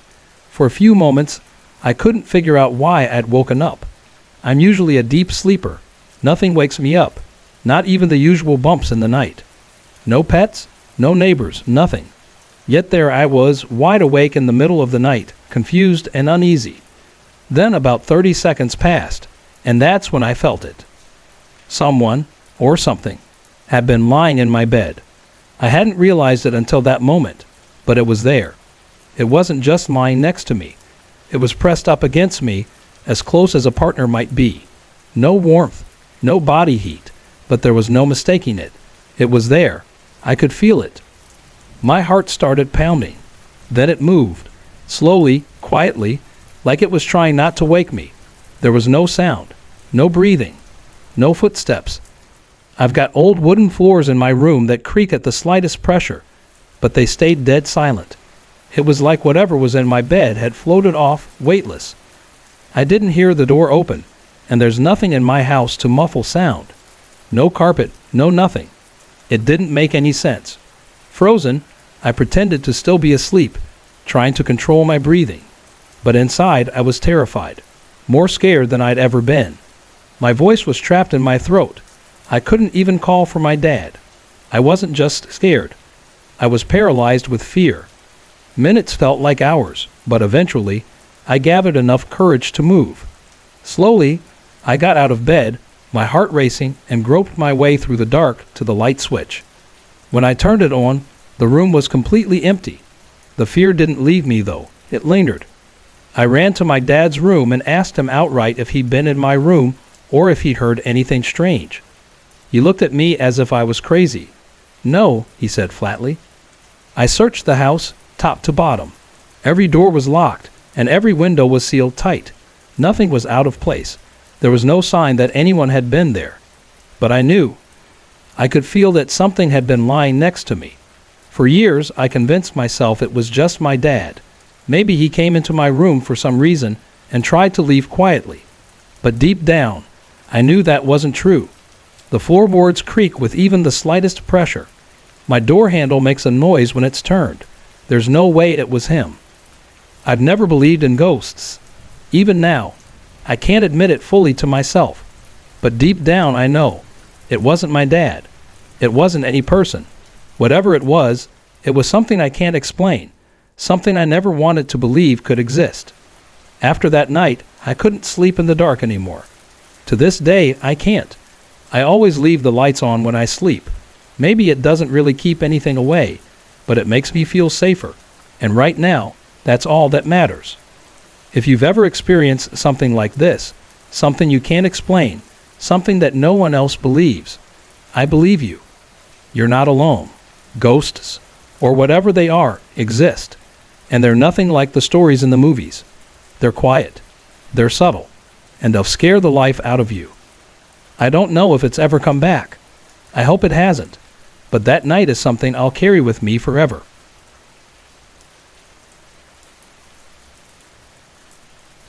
It all began last January when my family moved into a 5-bedroom house on the outskirts of a small town. From the moment I laid eyes on it, something about the place felt off. It wasn't the style of the house or the color. It was a feeling that settled deep in my chest, a sense that something was wrong. My parents, on the other hand, were thrilled. The price was a steal, in a neighborhood where homes like this usually sold for around $900,000. Ours had been priced at nearly half that. They couldn't resist the deal, but I couldn't shake the unease. By the time we unpacked, my discomfort had only deepened. I was assigned the smallest bedroom in the house, a room that faced a neglected part of the yard. A gnarled old oak tree blocked all sunlight from the window, and nothing ever grew in that corner. No grass, no flowers, not even weeds. At first, I didn't think much of it, but now, looking back, I should have. A week later, my friend Kate came over for a sleepover. We planned to watch movies, eat junk food, and stay up late. It was just like any other sleepover, until it wasn't. At around 4 a.m., I woke up from a nightmare where a towering shadowy figure was chasing me, its dark shape looming closer and closer. I couldn't shake the feeling of its presence even after waking up. Slipping out of bed carefully not to wake Kate, I headed downstairs to grab a glass of juice. As I poured it, I heard the creak of the kitchen door. When I turned around, Kate was standing there, frozen in the doorway. Her eyes were wide, staring at something behind me. "Sorry, did I wake you?" I asked, confused. She didn't answer. Her gaze was fixed on whatever was behind me. I slowly turned around and felt my stomach drop. The kitchen cupboards were opening and closing on their own. My heart skipped a beat. I froze, my blood running cold as the doors continued their eerie dance. Kate collapsed to the floor, fainting from the shock. I scrambled to splash orange juice on her face, desperately trying to wake her up. She gasped back to consciousness, her wide eyes glued to the cupboards that had stopped moving at exactly 5 a.m. We both sat there, stunned, too shaken to even speak. By the time morning arrived, we tried to rationalize it. Maybe it had been a shared dream or just a weird coincidence. But that night, something far worse happened. I woke up to see a tall, shadowy figure walking across my room, disappearing through the window. I nudged Kate awake, and we both rushed to the window. But outside, nothing. When we turned back to the room, a smaller figure was sitting at the foot of my bed, its form distorted and strange. It spoke in a chilling, rasping voice. "Kumi heri, tirbisa, katati, hello us." Before I could scream, my voice caught in my throat. The figure vanished instantly, and my room erupted into chaos. The dresser flew across the room, crashing against the opposite wall. My desk flipped over, and the bed started shaking violently. This time, I managed to scream, but my brother rushed into the room only to have math books thrown at him, narrowly missing his head. Then, a sharp pain shot up my arm. I looked down to see tiny dark bite marks appearing out of nowhere. Kate screamed, and my parents came running in. Just as they reached the door, everything stopped.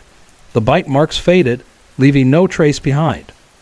Of course, my parents blamed me for the mess, shouting as Kate sobbed.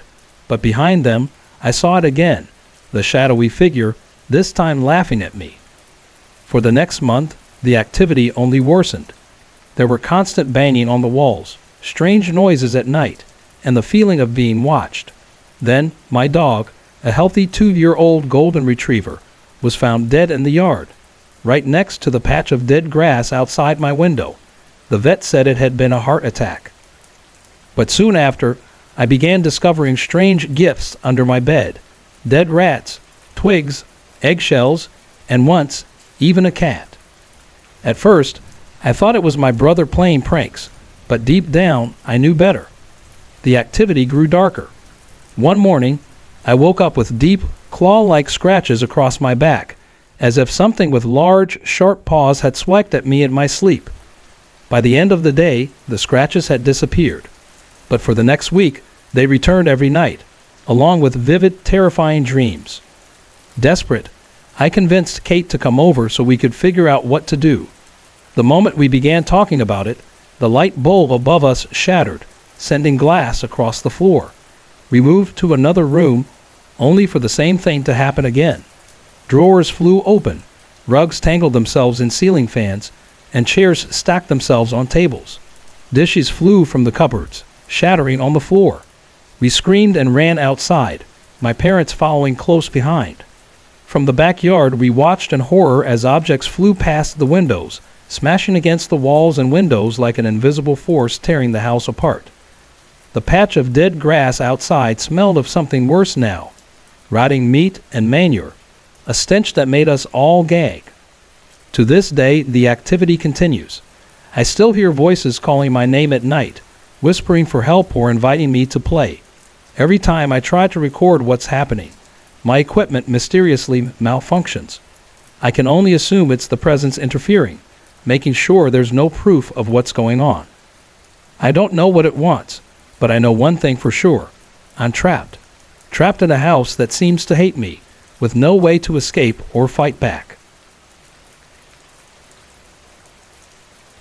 In late 2008, my grandparents came to visit us in a small town in Oregon, staying in our old farmhouse for a couple of nights.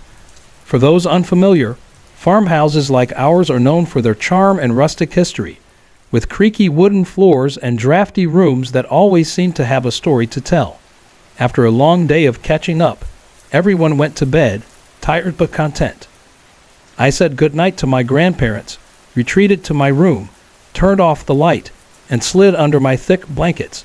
As I settled in, I heard a faint rattling sound. It came from the old silver tea set displayed on the wooden cabinet my great-grandmother used to keep in the corner of my room. I brushed it off at first, thinking it was just the house settling, or maybe vibrations from me walking across the creaky floor before climbing into bed. But then, the tea set kept shaking. It wasn't just the tea set anymore. Other objects in the room started to make strange noises, as though they were moving on their own. I froze, straining my ears in the darkness. Before I could fully process what was happening, my attention was drawn to the hallway outside my door. Through the small gap where the hallway light shone in, I saw it, a shadow moving back and forth across my door. At first, I thought someone might be up, walking through the house, but this shadow moved far too quickly, almost gliding. Stranger still, it didn't reach the floor like a normal shadow. Instead, it floated, wavering slightly as it moved. My curiosity grew, but fear hadn't fully gripped me yet. That all changed when a thought crossed my mind. Could this be a ghost? As soon as the word ghost popped into my head, the weight of what I was seeing hit me. I could feel my heart start to race. Summoning every ounce of courage, I crawled out of bed. I needed to investigate, to know what was happening. Slowly, I approached the door. The shadow seemed to move as if it were on the same side of the door as me. Just as I reached out, it dissolved like smoke, vanishing into the air. Panic flooded my body. I bolted from the room and ran straight to my parents. My mom took one look at me and said, "You look like you've seen a ghost." Her words made it even harder to explain what I just experienced, but I managed to tell her everything. The next morning, something strange happened. My grandfather woke up with a sudden urge to visit his late mother's brother, his maternal uncle. It struck me later just how eerie that was, because his mother had passed away just 2 weeks before his visit to our home. The objects shaking in my room the night before, they had all belonged to her. The silver tea set, the wooden boxes that kept opening and shutting, these were all her belongings, and it all started on that very same dresser in my room. But this wasn't the first eerie experience I'd had in my life. Years earlier, when I was 6, I stayed overnight at my other great-grandmother's house in rural Idaho. The house was over 150 years old, with a thick, musty smell that seemed to have soaked into the walls over the years. That night, something watched me. I remember it so clearly. A glowing red eye, faintly visible outside the window, about a foot away from my face. I was just a little kid, and although I was terrified, I didn't say a word. My great-grandmother was asleep in the same room, and her presence made me feel safe enough to stay silent. But that red eye lingered for what felt like an eternity, unblinking, watching me from the dark. Even now, as I think back to it, I still feel chills crawling up my spine. Sorry to interrupt. If you're enjoying the story, let me know in the comments and tell me where you're watching from. Don't forget to like and subscribe for more. My grandmother, Annabelle, passed away from heart failure in 1984. It's been 26 years, but the love, strength, and kindness she gave to everyone still echo in my memories. Annabelle was an extraordinary woman with a heart as big as her family. She had 14 children of her own, and at the age of 50, she took in a child to raise after a tragic accident took their parents. That was just who she was, always putting others first, no matter the cost. One chilly evening in 1982, I came home late from a friend's house to find my grandmother in the guest room, struggling to breathe. Her chest was tight, and her breaths were shallow. True to form, she refused to wake my dad, who had an early shift the next day. She didn't want to burden anyone, even in the midst of her pain. 10 years earlier, in 1972, my grandmother had suffered a massive heart attack. She died twice on the operating table, but by some miracle, they brought her back. Now, a decade later, her health was deteriorating again. The doctors weren't optimistic, but Annabelle was a fighter, and we all prayed she'd pull through once more. That night, as I finally went to bed, I had a strong sense that I'd experienced some sort of premonition or guidance regarding my grandmother's fate. I fell into a deep sleep, and in my dream, I found myself floating over a vast, open field about 15 feet off the ground. It felt so real, almost like I was actively steering the dream with my own thoughts. Driven by emotion, I was determined to find answers. As the dream shifted, I became fully aware of my surroundings. I wasn't flying anymore, but standing in the middle of the field. The environment was so vivid I could feel the wind biting at my skin, smell the wet earth beneath my feet, and taste the rain that lingered in the air. It was like I had crossed over to another reality, a place created by the spirits in the next dimension. I call it reality projection, a moment when the supernatural bleeds into our world. The sky above me was dark, with black clouds moving swiftly, like freight trains. The wind howled, carrying an urgency with it. I began shouting, "Where are you?" over and over, pushing the limits of my mind. Then, just as suddenly, the clouds stopped moving. A beam of sunlight broke through the darkness, and there he was, my spirit guide. He had always been there, watching over me in times of crisis. He had warned me about my mother's lung cancer 2 years before the doctors even diagnosed her. He even predicted my own death would occur when I turned 77, most likely in August. His presence is always brief, but when it comes, it's direct, unwavering. Standing in front of me, he said, "Your grandmother will survive this time, but the next time, they will take her." A wave of relief flooded through me, and I woke up feeling certain that Annabelle would pull through. The next morning, I shared my dream with my family, reassured by the clarity of the message. Ruby did survive that time, but 2 years later, in 1984, I got a call while living in a small beach town on the California coast with my girlfriend. My father's voice on the other end told me that Annabelle had passed away. Heart complications had taken her from us. I was devastated. She was the first person close to me that I'd lost, and it left an ache in my chest I couldn't seem to shake. After the funeral, I lay in bed, trying to make sense of everything. I remembered a conversation we had not long before she passed. We talked about life and death, and she promised me that if she could, she would find a way to let me know she was still with me. That night, as I lay grieving, something remarkable happened. A loud siren blared from a locked cupboard in the room. The noise was so startling that my girlfriend's parents rushed in, worried about the source of the sound. The cupboard hadn't been opened in years, not since we moved in. After searching for the key, we unlocked it and discovered a single old toy inside, an antique wind-up music box. Somehow, the toy had turned on by itself. The sight of the toy immediately took me back to a Christmas from my childhood. My dad had been out of work, and we didn't have presents, but we had each other. On Christmas Eve, I stared out the window and saw Annabelle step off a bus, carrying 2 heavy bags. She would never let her grandkids go without presents, no matter what the circumstances were. That was just who she was, a heart too big to be contained by any situation. As I lay in bed that night, grieving my loss, it struck me. Annabelle was still with me. Her promise that she would find a way to show me she was still around wasn't just words. It was a testament to the love and spirit she had always given. Even in death, she was still comforting me. Annabelle had been my rock, my safe place, and even now, her presence continues to guide me.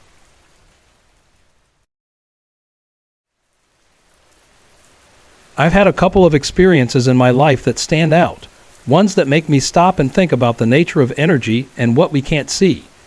Two moments, one from 1988 and another from 2006, still linger in my mind. They might leave you wondering, but here's what happened. It was the summer of 1988, and I was at my friend's house in a small town in the Midwest, surrounded by cornfields and quiet streets. A few of us had gathered for a laid-back night, just music, laughs, and a few beers. By the time the night wound down, it was around 4 a.m., and I ended up crashing on the living room floor. The house was silent, and soon I drifted off into sleep. By 8 a.m., I woke up to a faint sound. At that time, I had this habit of keeping my eyes closed as I woke up. It helped me remember my dreams more clearly. As I lay there on my side, something unusual happened. Even with my eyes closed, I could see what I later realized was an aura. But back then, I thought it was something ghostly. The aura was this glowing outline of a person, maybe about an inch thick, and either white or pale blue. The color is hard to recall now, but it was there, moving purposefully, as if it had somewhere to be. What really startled me was how I could sense its movements, no matter where it went in the room. Even though my eyes were shut, it felt like I could see it moving, almost like another sense had kicked in. It wasn't an out-of-body experience. I was wide awake, but I'll admit, I was scared. I figured if I stayed still, whatever it was would go away. But after a minute, I couldn't ignore it anymore. I decided to roll over, thinking maybe moving would make it leave. As I shifted, the aura paused, standing at the foot of my makeshift bed. I could feel it watching me. Then it started moving again, slower this time, as though my movement had caught its attention. It wasn't scared away, but instead, it moved more deliberately. This went on for what felt like 3 minutes before I finally decided to open my eyes. I braced myself, expecting to see something terrifying. But when I opened them, there was no ghost at all. The glowing outline belonged to my friend's wife. As soon as my eyes focused, the aura vanished, and there she was, physically in front of me, tidying up the living room. She even apologized for waking me up. I was left wondering, how could I have seen her aura so clearly, even with my eyes shut? Was it some kind of heightened awareness, or something else? Fast forward to 2006. This time, the experience involved my wife. One late night, I woke up and needed to use the bathroom. The hallway light was on, making it easy to see. As I stepped into the hall, I saw something that caught my attention. To my right, I saw my wife, not her physical form, but what seemed to be her spirit, walking out of the living room and into the kitchen. Curious and a bit intrigued, I decided to follow. I'd always been curious about the possibility of connecting with someone during an out-of-body experience. But just as I stepped into the kitchen, her presence disappeared. A moment later, the kitchen wall erupted with a loud bang, a sound I've come to associate with spiritual visits, like from a loved one or some other presence. I wanted to wake her up right away, to ask if she'd heard or experienced anything, but I decided to wait until morning. When I asked her the next day, she couldn't recall anything. I was disappointed. I had hoped she'd confirm what I'd experienced, but the memory of that moment stayed with me. The way she moved and the expression on her face, it didn't feel like she was fully there. It seemed as though she was reliving a moment from her past, doing something familiar over again. It left me wondering, was this her residual energy, like an echo from another time in her life? When I was 21, I moved back to my hometown in small-town America, but the memories from my childhood still haunted me. Ever since I was a little kid, I've had experiences I can't explain. Looking back, it almost feels like a dark presence, or maybe even a demon, followed me throughout my childhood and teenage years. There were so many strange occurrences, so many moments when I felt like something was just watching me. My mom used to tell me stories about how, as a child, I was terrified of things I claimed to see when I was alone. I wouldn't go into certain places at night, especially when it was dark. Up until I was 6, we lived in a house that my parents rented. I refused to walk through the kitchen in the dark to get to the bathroom. Every time, I'd tell my mom, "It'll get me." When I turned 6, we moved into an old 3-bedroom house a few blocks down in a quiet neighborhood. My younger brother, Jacob, was only 2 at the time, and his room was at the very back of the house.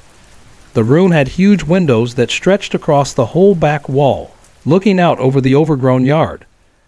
At first, everything seemed normal, but before long, Jacob became terrified of that room. He would scream, cry, and say that something was in there, something he couldn't see but could feel.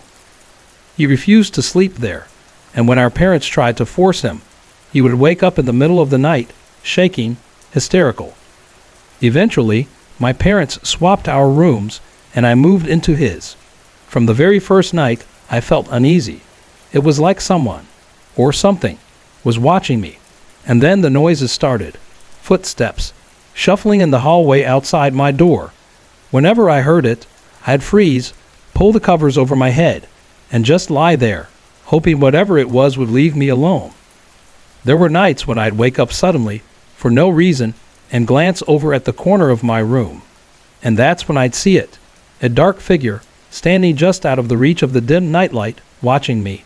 The fear would flood over me, and I'd run straight to my parents' room. But they always brushed it off.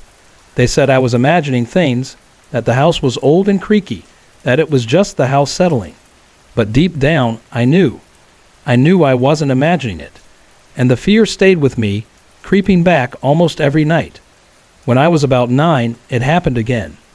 I woke up to the familiar sound of footsteps in the hallway. This time, I stayed perfectly still, peeking out from under my covers toward the door. At first, there was nothing, but the footsteps moved closer. It was like someone had stepped into my room, but the door was still shut. That's when I felt it. The air grew thick, heavy, as though something terrible was about to happen. I could feel it, standing right over me. I broke out in goosebumps, frozen in place. It was like the air was alive with darkness. I couldn't stand it any longer. I bolted out of the room and ran straight to my parents' bed. Normally, just being with them made me feel safe, but this time was different. I still felt that presence. I could still feel it. As I lay there, facing the armchair in the corner of their room, I saw it again. A dark figure, standing just beyond the chair, its eyes glowing a deep, unnatural green. My heart slammed in my chest, and I woke my mom. I pointed toward the chair, whispering that there was something there. She looked, but she saw nothing. She said it was probably just the moonlight reflecting off something, but I knew what I had seen. There was no green light in the room. It was pitch dark except for the faint glow from the window, and the figure was still there. It stared at me for what felt like hours, and then, for some reason, it felt like it was laughing at me, mocking me. Its presence was overwhelming, almost smug. I hid under the covers, too terrified to sleep, but even then, I couldn't shake the feeling that it was still there watching. This went on until I was 14, when we finally moved. For the entire time we lived in that house, I felt like we were being haunted by whatever was in that room. Even outside of those nights, my behavior changed.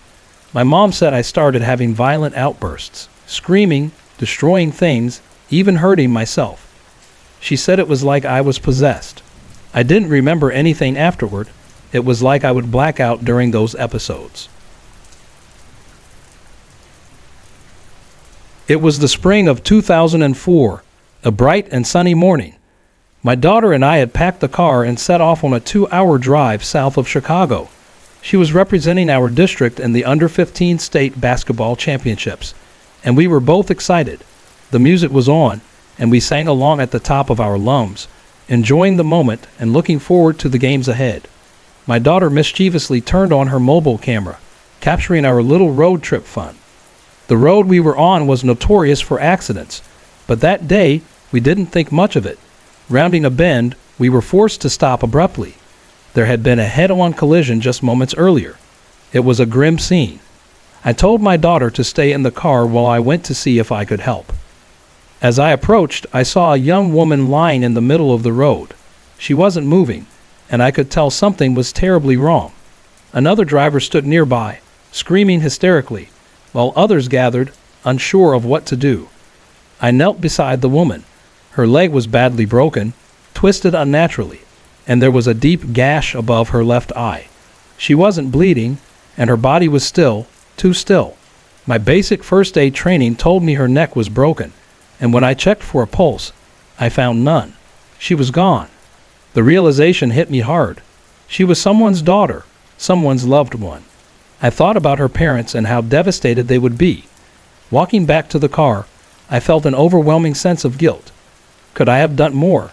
That question lingered in my mind as we continued to the basketball tournament. Later, I spoke with an ambulance officer who reassured me that there was nothing I could have done to save her. Even though she was declared dead on arrival at the hospital, paramedics had performed CPR at the scene, hoping for a miracle. That night, my thoughts turned to her parents. As a parent myself, I couldn't stop imagining their pain, wondering if they would torture themselves with questions about her final moments. I decided to call the crash investigation unit and ask them to pass on a message. Your daughter didn't suffer, and those at the scene treated her with dignity. My heart goes out to you and your family. 2 weeks later, I was sitting alone in my room when I felt a presence. By this point, I'd grown somewhat accustomed to sensing and seeing spirits. It had been happening ever since my father passed away. Still, the visits were unsettling, and I'd gone through many emotions trying to deal with them. Fear, anger, and eventually acceptance. This time, the presence felt different. About 4 feet in front of me, a faint apparition began to take shape. At first, it was just a swirl of color, but then it formed into a dress, a purplish-blue gown, like something you'd wear to a special occasion. I couldn't see her face, but I knew it was the young woman from the accident. She didn't scare me, though I felt a deep sadness coming from her. I sensed she was lost, unsure of where to go. The only thing I could think to do was to tell her to go into the light. I said it softly, repeating it a couple of times, and prayed for her.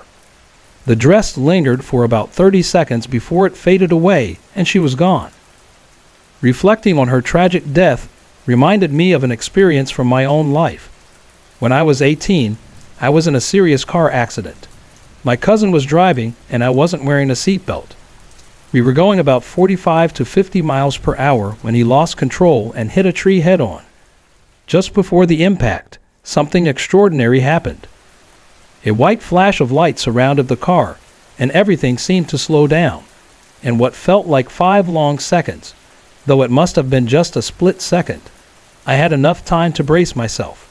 The collision was violent, but I managed to hold myself in place with my arms, absorbing the force. By all logic, I should have been thrown from the car and seriously injured or killed. Instead, I walked away with only minor injuries. I've always believed a higher power saved me that day. The experience left me with a deep sense of gratitude, and it's something I've carried with me ever since.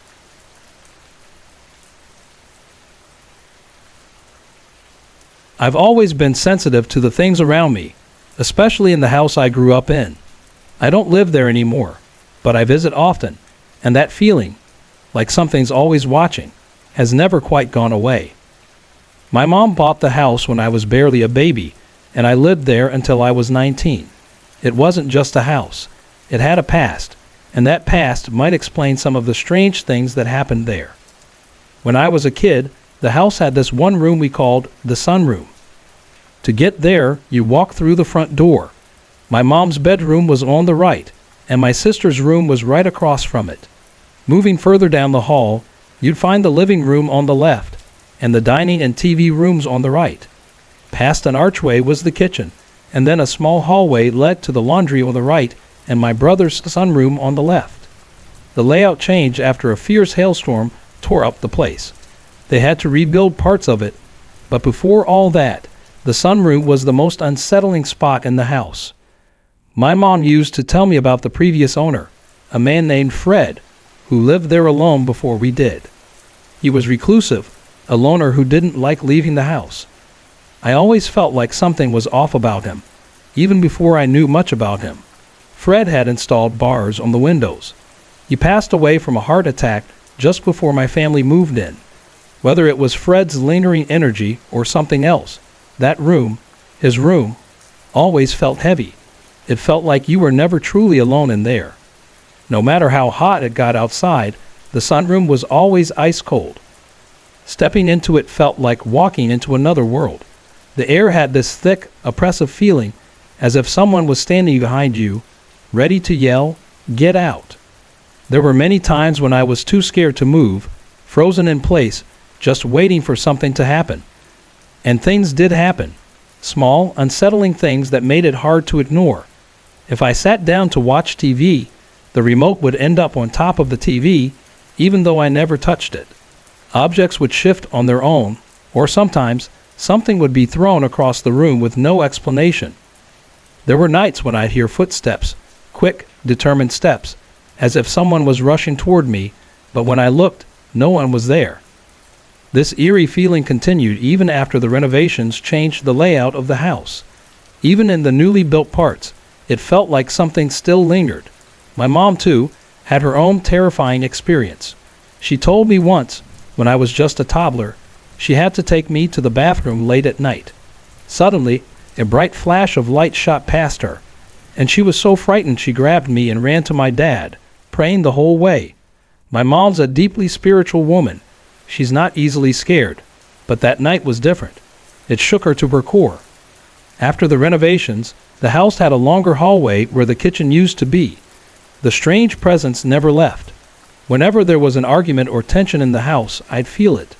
But the worst part was that after the arguments stopped, I'd see a dark figure walk down the hallway. It felt like it was leaving once the fight was over, like it fed off our discord. It thrived on our anger and frustration, only to retreat once it had its fill. Now I live in a different house with my husband, but the feeling has followed me here. Lately, we've been arguing more than usual, and I can't shake the sense that something is with me, feeding off the tension.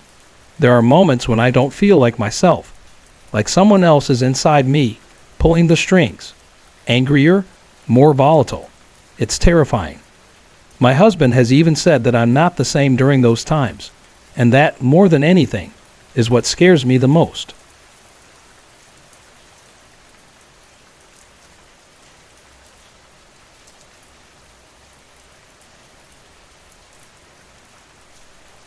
It was a Saturday morning in April 2008, and I was just back from a family trip to Florida.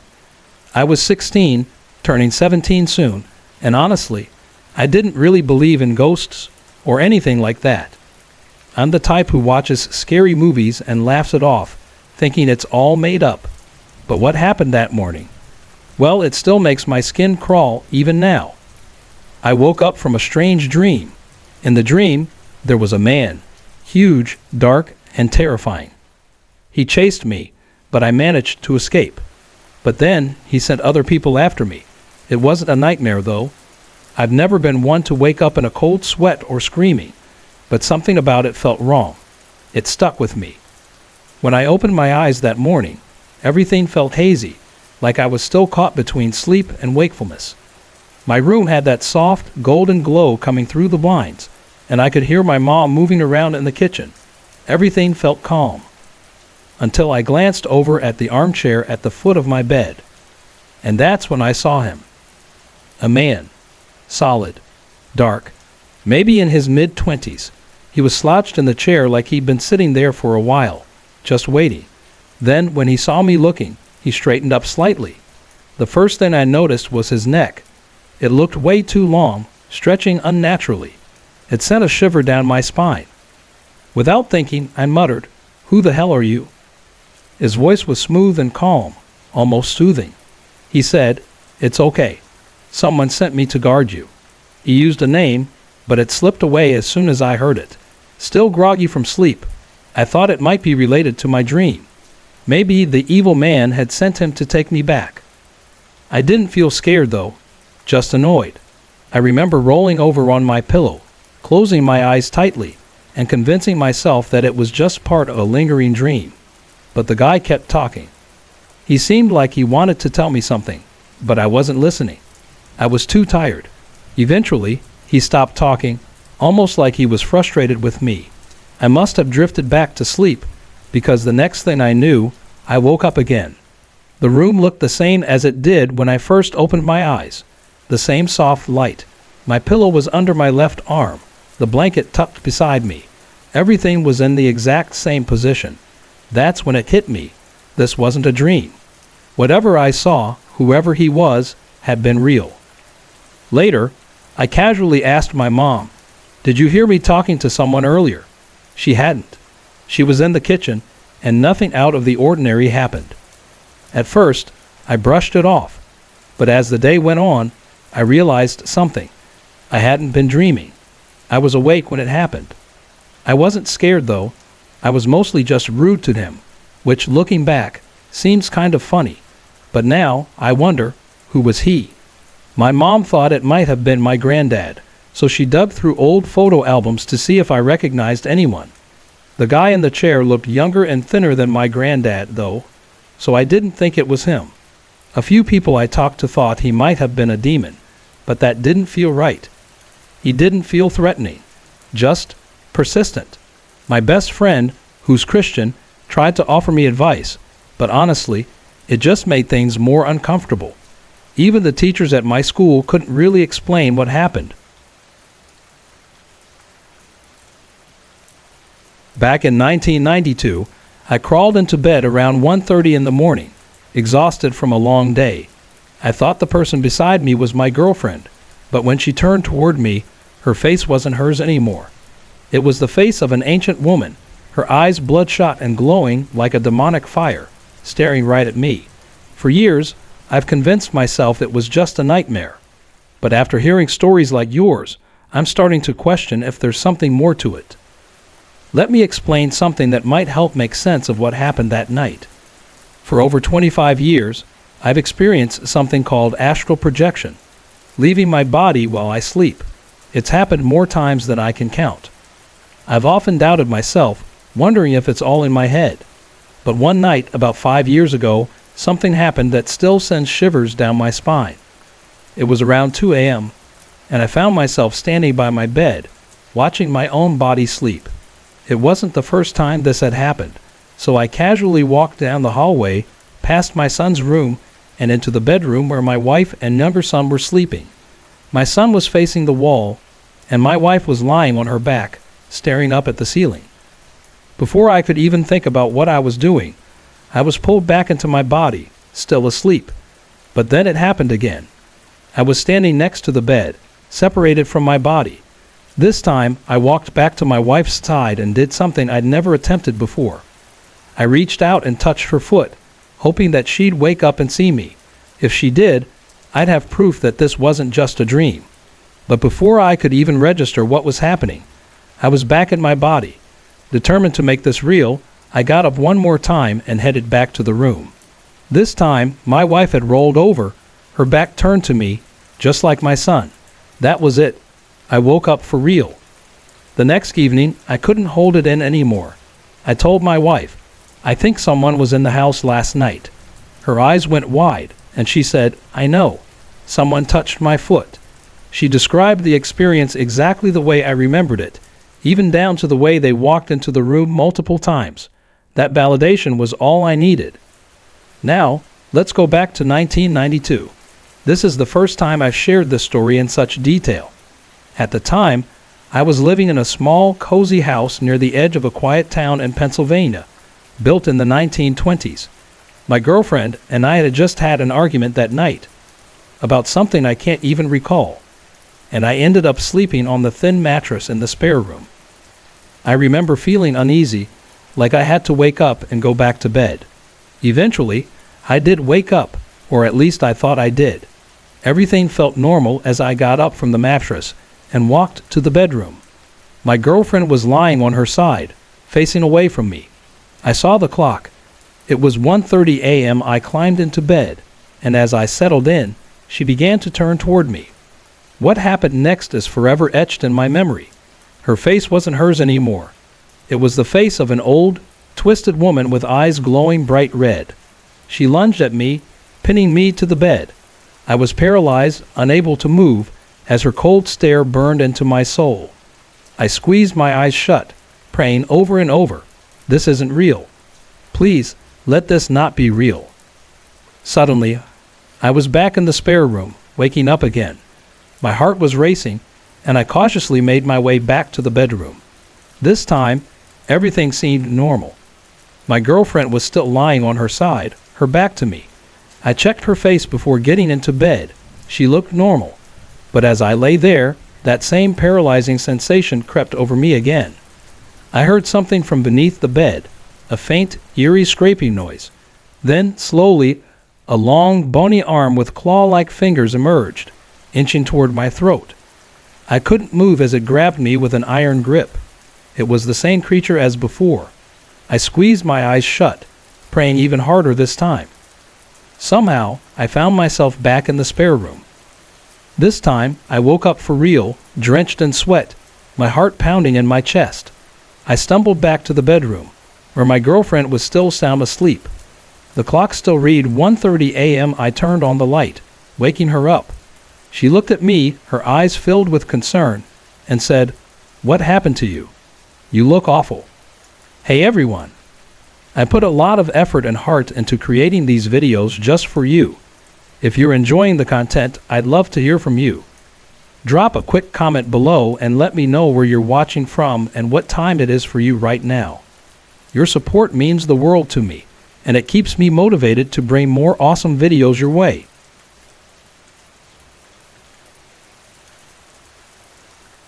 I often take long walks through my neighborhood late at night. It's a habit of mine. When the cool night air settles in, the quiet streets allow me space to think. Most nights, I leave around 10 p.m. or midnight, sometimes staying out until 4 a.m. on this particular evening, though I left earlier than usual. I was feeling off, upset, maybe angry or sad about something, but it was nothing major, just a small annoyance from the day. As I wandered, I began to feel a strange unease settle in. Something was off. It was as if I wasn't alone, like there was something, or someone, lurking nearby. I found myself glancing over my shoulder, scanning the darkened corners of the streets, walking faster than usual. Normally, these walks help me unwind, but tonight, everything felt different, unsettling.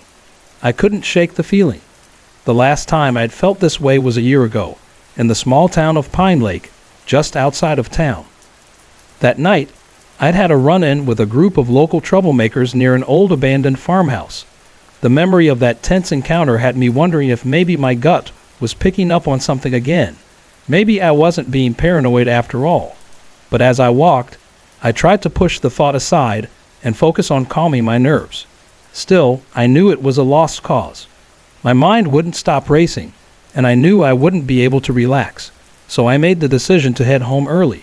It was only around 10:30 p.m., far earlier than I usually call it a night, but it felt like the right choice. As I approached my street, I turned onto the long, dimly lit road that led home. The streetlights cast their pale glow across the pavement, and the shadows seemed to shift with the wind. I turned down a smaller road, where my house was at the end. As I walked about 30 feet, that unsettling feeling crept back, stronger than before. I glanced behind me, but there was nothing there. Then it happened. A pitch-black shadow darted across the street, moving in the direction I had just come from before continuing down the road. The sight of it froze me in my tracks. It wasn't the shadow of a car or tree. No, the street was lit up with streetlights, leaving no room for tricks of the light. This shadow was dark, solid black, and about 3 feet tall, hovering a few inches off the ground. It moved fast, too fast. For a moment, a strange sense of relief washed over me. Whatever it wasn't a person. But that relief didn't last long. The realization hit me hard. If it could move that fast, there was no way I could outrun it. My heart hammered in my chest as I quickened my pace, nearly jogging the rest of the way home. I made it back without further incident, but the experience has stuck with me. The night was clear, not a cloud in the sky, and the streetlights were unyielding. I'm a skeptic by nature, someone who's never really bought into the idea of ghosts or spirits. But what I saw that night, I can't explain it. What's even stranger is how I felt in the moment. Scared, sure, but also strangely calm, as though some part of me wasn't worried at all. Maybe it was just the adrenaline messing with my emotions, but it's something that still lingers in my mind.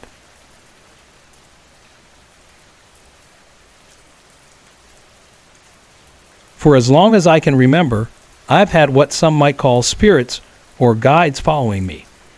It's not like seeing figures in the corner of my eye or experiencing cold spots. No, it's more like always having someone by my side.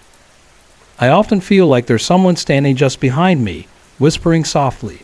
But these aren't whispers filled with fear or malice. Instead, they're comforting, guiding whispers. Strangely, these voices have shaped much of who I am today. Let me explain. These voices have been a constant presence in my life. They've whispered answers during tough exams, offered encouragement when I felt overwhelmed, and most importantly, saved my life once. I'll never forget that day when a friend offered me a ride to grab snacks. The voices were practically screaming at me not to go, urging me to stay. I listened, and later, I found out that my friend had been in a car accident and didn't survive. Moments like that leave no room for doubt.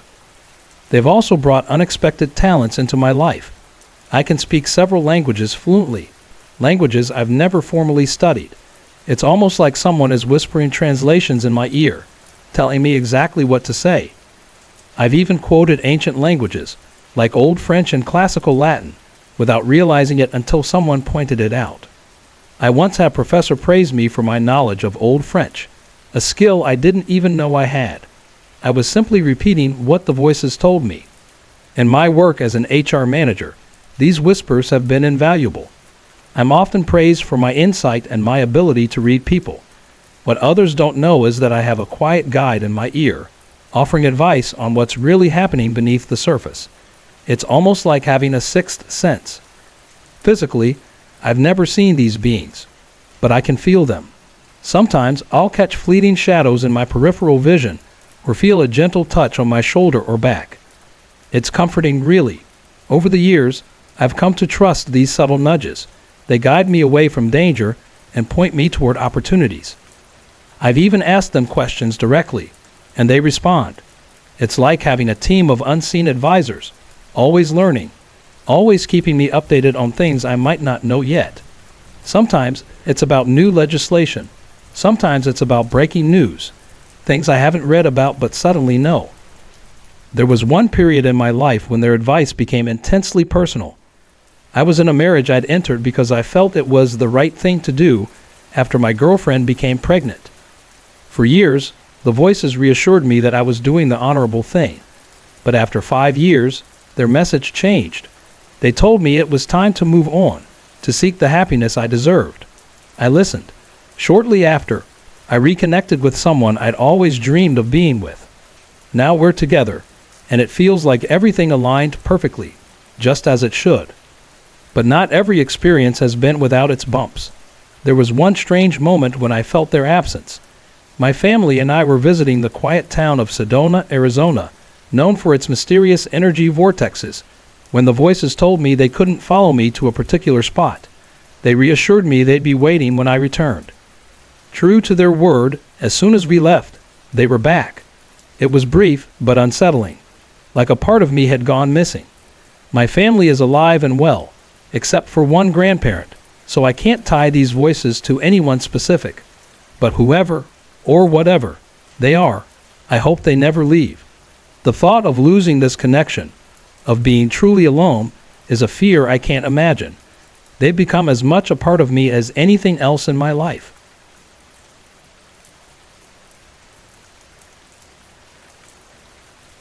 My parents were more than just married. They were soulmates in every sense of the word. They tied the knot in August of 1958 when my mom was only 17, and for the next 41 years, they were inseparable. They built a life full of laughter, love, and an unwavering devotion to one another. But in August of 1999, everything changed.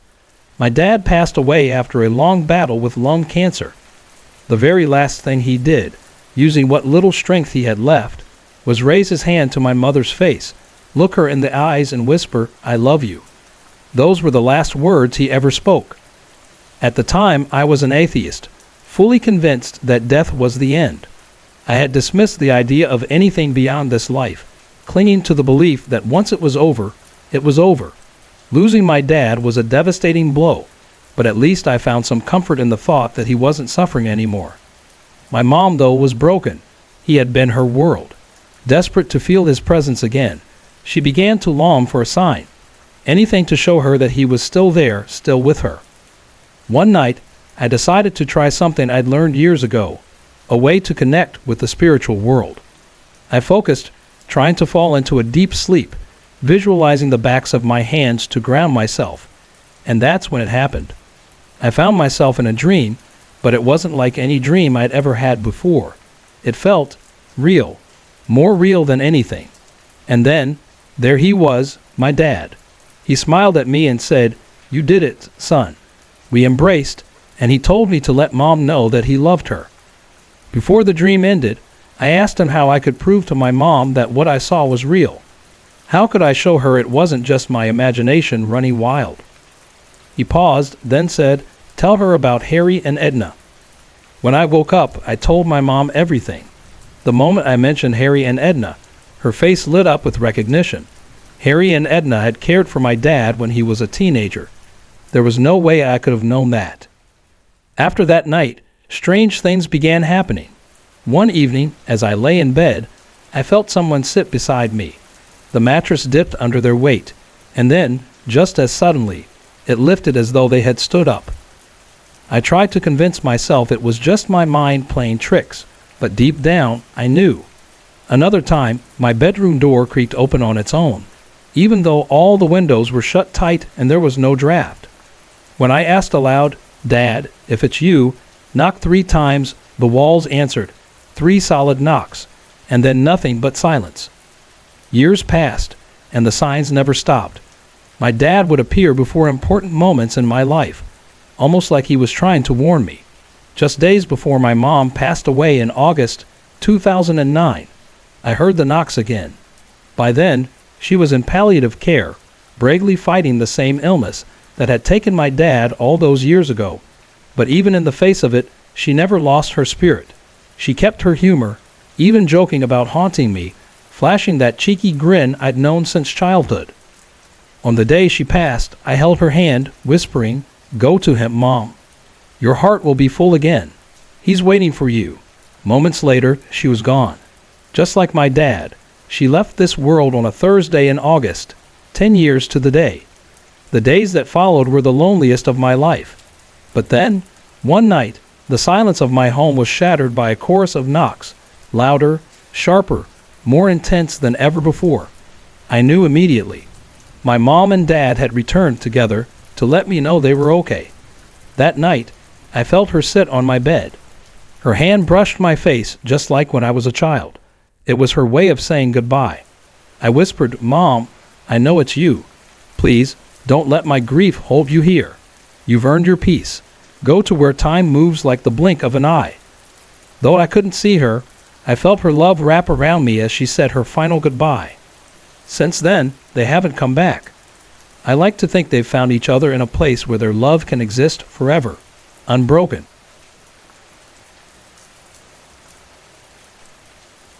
This is a story about love, resilience, and the unbreakable bond between a mother and her family.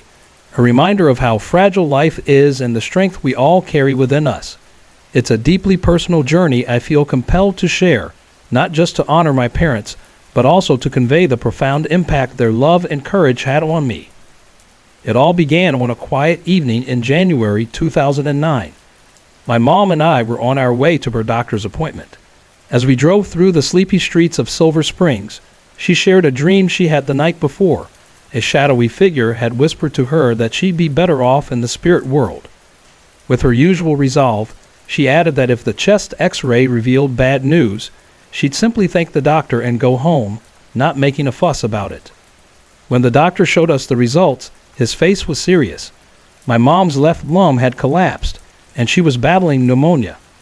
She needed to go to the hospital immediately, but true to her word, she refused. "Thanks for your help," she said, "but I'd rather go home." The doctor turned to me, his voice filled with urgency. "You can't let her die." I looked at my mom, tears welling up. "Please, Mom, I don't want to lose you. You have to go," I pleaded. In that moment, she saw how much it meant to me and agreed. She spent 6 weeks in the hospital, and that's when they discovered a tumor in her lung about 4 inches in size. It was the result of years of smoking, and the diagnosis was terminal. She had only months left. But even in the face of this devastating news, my mom's spirit remained unbroken. In March, pneumonia struck again. For 2 long weeks, she endured relentless fevers and struggled to breathe. Yet, in the midst of her suffering, she worried more about how her illness was affecting me than about herself. One afternoon at home, something extraordinary happened. A wind-up toy guitar, which hadn't been touched in years, began to play. The song? "Love Me Tender." The lyric that played was, "For my darling, I love you." My brother and mom were there to witness it. I knew in my heart it was my dad, sending her a message, letting her know he was still with her, offering his love and strength. As the months passed, the cancer became more aggressive, and her physical suffering deepened. She could no longer lie on her back. She had to sit up to sleep, to avoid choking. Despite all the agony, she never once cried. Her bravery moved even the doctors, who admired her unwavering resolve. Toward the end, she confided in me that she saw 2 figures, ghosts, hiding under her bed. Whether it was the medication or something supernatural, nothing could break her resolve. My mom passed away in August 2009, exactly 10 years after my dad had died. On that day, I held her hand and whispered, "Go to him, Mom. Your heart will be full again. Your soulmate is waiting for you." Moments later, she took her last breath. It was a Thursday in August. The cancer had taken her body, but her spirit remained undefeated. A week after her passing, I was lying in bed, feeling the weight of her absence. Suddenly, a loud bang rang out against the wall. The house fell silent, and then the sound came again, this time followed by the Christmas tree toppling over in the next room. My son, who was visiting, said he felt something rush past him just before it happened. I knew in my heart it was my parents, acknowledging the story I'd written about them. August soulmates. Later that day, as I drove my truck through the small, quiet streets of Silver Springs, my mother's favorite song came on the radio. "I Am Woman" by Helen Reddy. The lyrics hit me hard. "I am invincible, I can do anything." Just as the song ended, my phone rang. It was the cemetery, calling to let me know that my mother's headstone was finished. Coincidence? I don't think so. That Christmas night, I had a dream about my mom. She told me she was on a higher plane now and that my dad would soon join her. She also mentioned that many spirits were watching over me, whether it was a message from beyond or just my mind trying to find comfort. I'll never know. But I believe she meant that life's challenges shape us and prepare us for what lies ahead. My mom's last months were a testament to her strength and her love. She endured unimaginable pain, not for herself, but for the family she cherished. Even in her final moments, she was concerned about how we were coping. Her spirit guide had once told her she would be better off in the spirit world, and now I believe she's finally found the peace she always deserved. To anyone listening, if you're a smoker, I hope this story makes you stop and think. Cancer is relentless, and my mother's suffering was a direct consequence of it. But through her pain, she showed me the power of love, resilience, and the strength of the human spirit.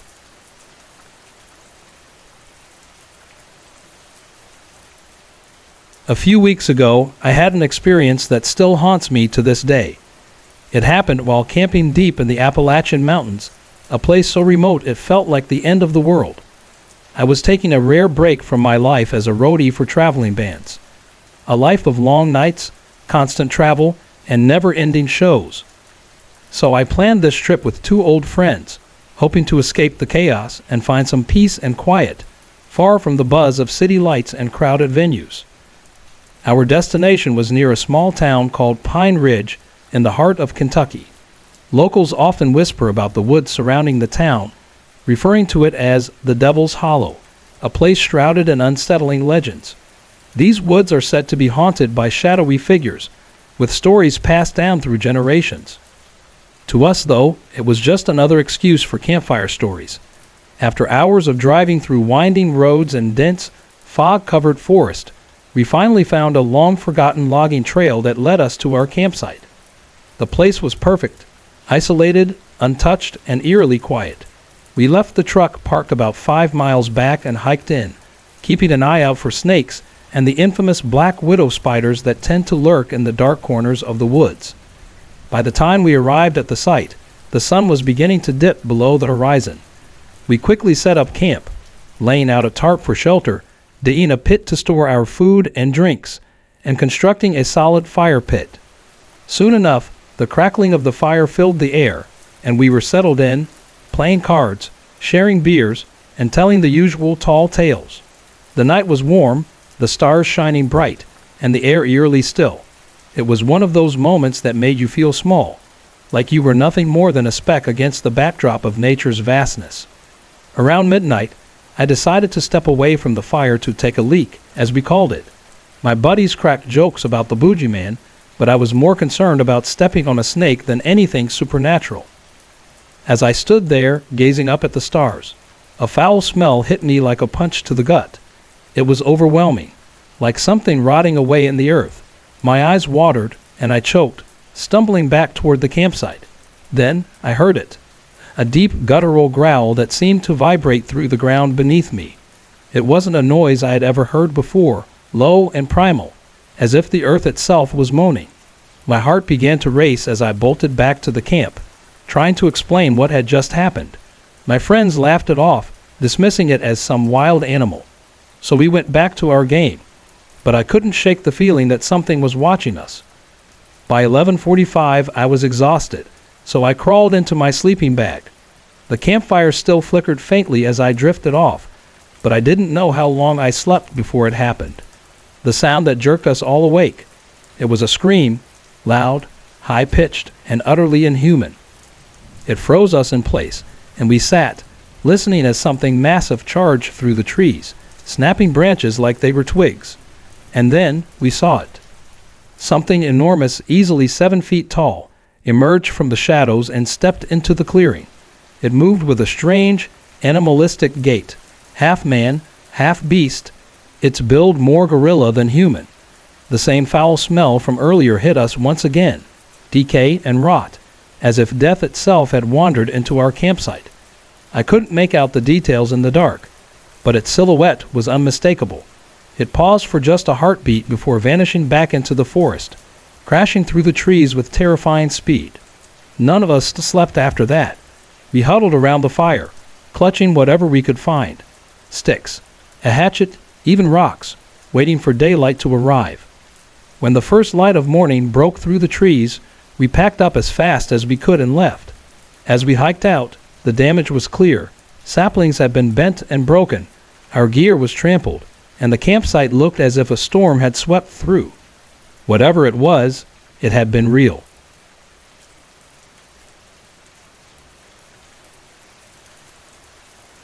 I'm 18 years old and live in a small town on the outskirts of Denver, Colorado. What I'm about to share happened recently in my new house, and it's something I still can't fully explain. It started with small, odd occurrences, but quickly escalated into something much more disturbing. It began on an ordinary night. My family was in the living room, playing cards, while I was in my room watching TV. Out of nowhere, there was a loud thud on my bedroom window. My curtains were drawn, and for a moment, I just froze. It took everything I had to stand up and pull them back. But when I did, there was nothing there. Feeling uneasy, I decided to sleep on the couch that night. The next morning, I mentioned it to my parents, but they swore they hadn't heard a thing. 2 nights later, things got even stranger. It was a Friday evening, around 5:30 p.m. My parents were at a neighborhood BBQ, and my sister was across town at a sleepover. I was home alone, listening to music and working on an assignment. As I glanced over at the side door, just a few feet away, I saw a tall, dark figure move across the porch. It wasn't quite human, more like a shadow with no real shape. Before I could focus, it was gone. That same night, around 9:30, I was lying in bed reading a comic book when my sock drawer flew open and spilled its contents onto the floor. Before I could even react, I heard 2 sharp knocks on my closet door. My heart started racing. I thought someone might be hiding in there, about to attack me. Grabbing a knife from the kitchen, I crept back to my room, opened the closet, and found nothing. Well, almost nothing. 3 of my shirts were swaying gently, like they'd just been moved. I ended up sleeping on the couch again, though I barely got any sleep at all. The next morning, the strange happenings continued. I woke up to find the string on my guitar broken, my pants drawer half open, and most unsettling of all, both my doorknobs neatly twisted off and placed side by side on the floor. When I told my parents, they just looked at me like I was losing it. Over the next few weeks, the occurrences became more frequent and more unnerving.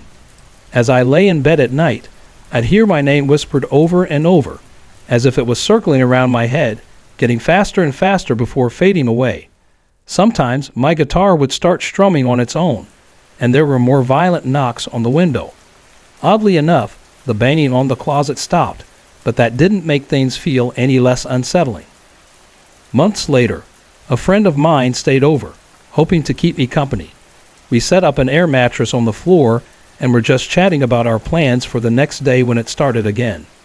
My guitar began plucking itself, and the stuffed animals on top of my wardrobe fell to the floor. Then came the knocks on the door, and to our horror, a section of the carpet suddenly lifted, as though blown by an invisible force. There was no breeze, no fan, nothing that could explain it. We were so terrified that his mom came to pick us up in the middle of the night. After that, my mom finally started to believe me. She even offered to sleep in my room to see for herself. That night, she said nothing unusual happened, but the next evening, something else occurred.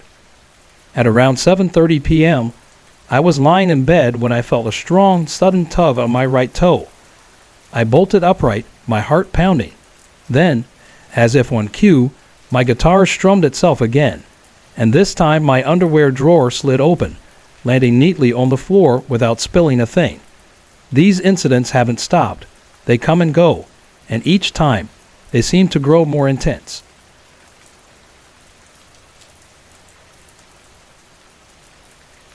One evening, I was in the kitchen grabbing a drink when I noticed the hallway light upstairs was on. No one was home except for my mom, who was already asleep on the other side of the house, far from the staircase. Out of the corner of my eye, I saw someone standing at the top of the stairs. Even though I knew I was alone, I couldn't help but feel the need to look. But when I turned to face it, there was no one there. The moment stayed with me, haunting, undeniable.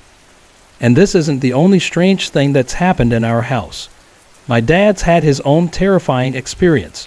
In the middle of the night, he sometimes wakes up, gasping for air, as if something heavy is pressing down on his chest. I've heard him struggling in those moments, his breath shallow and panicked, like he's fighting some invisible force. It's hard to watch, like we're in the middle of something we can't explain. Then there was the morning I heard my brother upstairs.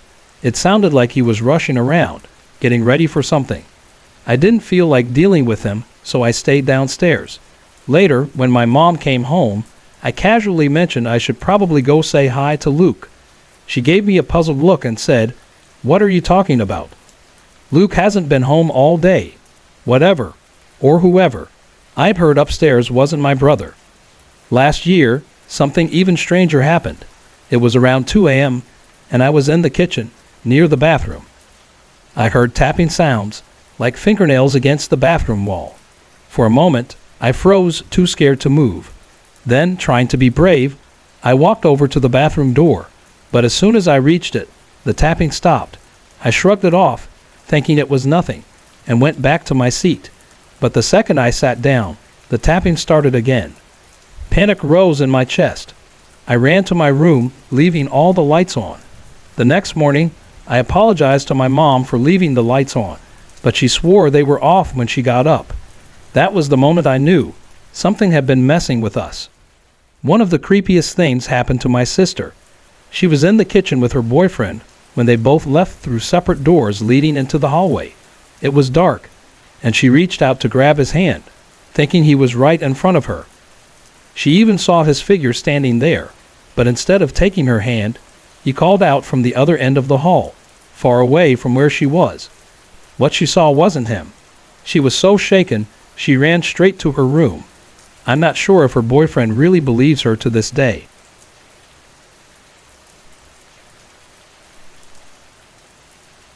It's been months since I moved out of my old bedroom at Trev's place. I had to leave earlier this year when my boyfriend and I decided to stay with my mom for a while. But even though some unsettling things have happened in that house, I always felt like I belonged there. It's like the house holds a piece of me even now. Since I moved out, Trev has taken over my room. I gave him my waterbed after my mom refused to let me set it up at her place. But Trev's noticed something strange. Ever since the bed was moved in, the weirdness in that room has gotten worse. He told us that when he's falling asleep, the waterbed will ripple, like someone is pressing up and down on it from the foot of the bed. Sometimes it feels like someone climbs onto the bed, the weight shifting the water and pulling him into a dip. Trev sleeps alone, but the bed often feels far from empty. He's even felt his hair being tugged and his arm being touched. Once he woke up to find red marks on his skin, like scratches, though no permanent marks were left behind. The night after Trev's 21st birthday party, we were all exhausted. Between the celebrations and the hangovers, my boyfriend and I planned to crash on the couch in the living room. Trev, however, offered us his bed. He said he wanted to watch a late movie in the living room instead. Despite knowing the room's history, we agreed. It's hard to say no when you're that tired, even if you're aware of what might be waiting for you. Ever since my first experience in that room, I've noticed that the atmosphere there feels heavier. The air always seems to have a faint, eerie tinge, even though the room is well ventilated and no one smokes inside. There's just something about it, something that makes it feel different from the rest of the house. That night, we didn't fall asleep right away. Like most young couples, we stayed up chatting and fooling around. By 11:30 p.m., we were finally starting to drift off. That's when the tapping began. It started out faint, a steady sound on the windowsill. We froze, listening. Then we heard the rustling of clothes on the floor, as though someone was kicking them aside to move around. Next came the unmistakable sound of shuffling footsteps on the carpet. My heart raced, but I wasn't as scared as I'd been before. This time, I wasn't alone. I closed my eyes, willing myself to fall asleep, but that unnerving feeling of being watched kept creeping back. Then the shuffling grew louder, coming closer, until it was right next to me. I jumped, startling my boyfriend. I opened my eyes, scanning the room for the source of the noise, and that's when I saw it. There, just outside the closet door, stood a shadowy figure. It was tall, easily 6 feet or more, and so solid that it blocked out the white dresser inside the closet, which should have been visible. The figure's presence was heavy, oppressive, and I'd had enough. I whispered to my boyfriend that I couldn't stay in the room anymore. He agreed without hesitation. We got up and headed to the living room, where Trev was still awake. He looked at us knowingly and said, "He's there, isn't he?" We exchanged a glance and nodded. "Yeah." I said, "We're not sleeping in there tonight." And that was that. Even now, I can't explain what or who was in that room. But one thing's for sure, whatever it is, it doesn't like being alone.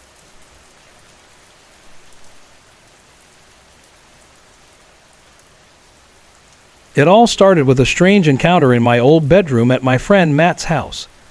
A lingering presence, a man's spirit, maybe, had unsettled me for months. Recently, my friends and I thought it would be cool to use a Ouija board to try and communicate with him. We wanted to find out who he was and why he couldn't, or wouldn't, leave.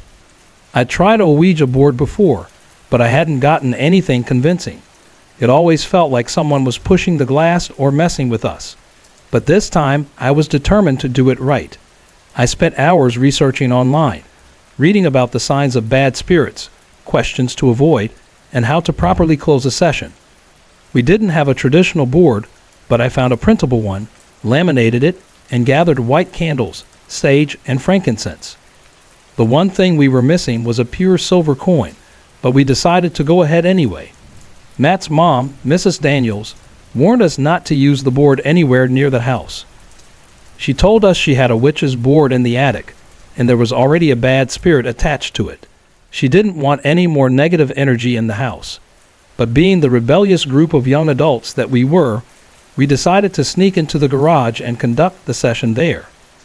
There were 4 of us, me, Matt, who's unusually sensitive to spirits and says he can see them when the energy's strong, Jake, who had just returned from a trip to a remote Native American reservation with stories of dark rituals, and Beth, a younger friend going through a difficult breakup. Beth volunteered to ask the questions, and after a quick round of rock, paper, scissors, Jake became the scribe. We set up the board, lit 3 candles, and opened the session with a prayer I'd found online. At first, I expected nothing. My past experiences with Ouija boards had been uneventful. But when Beth asked if there were any spirits present, the glass shot across the board to yes so quickly it almost flipped over. None of us had touched it. It moved with such force that it startled us all. Beth hesitantly asked if it was a good spirit. The glass began to move towards no, but it stopped midway, as though it didn't want us to know the truth. A heavy, oppressive feeling filled the room, and I immediately said, "We need to end this session." We moved the glass to goodbye, and for a brief moment, the energy seemed to dissipate. We sat there, silent, processing what had just happened. Then Jake, still unconvinced, suggested we try again. As soon as Beth began the opening prayer again, the glass jerked violently and moved toward Jake. It spelled out CITEX, and the letters didn't make sense. The air felt colder, and a wave of dread washed over me. I didn't even think before I blurted out, "Stop. We need to close it now." My urgency startled Jake, and he immediately pulled his fingers off the glass. I shouted at him to put his fingers back. I insisted we had to end it properly, but the glass wouldn't move to goodbye. It just kept spelling CITEX over and over again, faster each time. We finally forced it to goodbye, and the moment we did, Matt, wide-eyed, said, "We need to leave. Now." When I asked why, he pointed to the back of the garage. I turned to look and saw a shadowy figure dart behind a stack of old boxes. My heart skipped a beat, and I ran straight into the house. The others quickly followed, equally shaken. The rest of the night was spent trying to make sense of what we'd experienced, sharing our stories, and trying to find answers. Since then, strange things have kept happening. There's a presence in the yard near the garage, something that feels like it's watching us. Matt swears he's seen a man pacing near the window, and Jake insists he's caught glimpses of the figure peering in. I've noticed shadows dart across the window, but nothing as clear as what they've described. One of the most unsettling events happened when a friend of ours stayed over. She was sleeping in the living room, right below the front window. In the middle of the night, she woke to a tapping on the glass. When she looked out, she saw a pale, misty figure standing near the door, as if waiting to be let inside. She had no idea about our Ouija board session or the spirit that seemed to haunt us. Why it chose to show itself to her, we'll never know. Even stranger, the front door has started opening by itself, sometimes even when it's locked tight. Beth and I saw it happen right in front of us. Whatever it is, it doesn't seem like it's planning on leaving anytime soon. Sorry to interrupt. If you're enjoying the story, let me know in the comments and tell me where you're watching from. Don't forget to like and subscribe for more.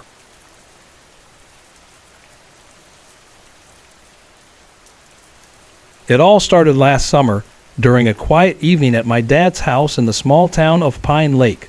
The air was warm, but there was an eerie stillness, almost as if the world had paused for a moment. I was unwinding for the night, standing in front of the mirror on the back of my bedroom door. That's when a sudden cold breeze swept under the door.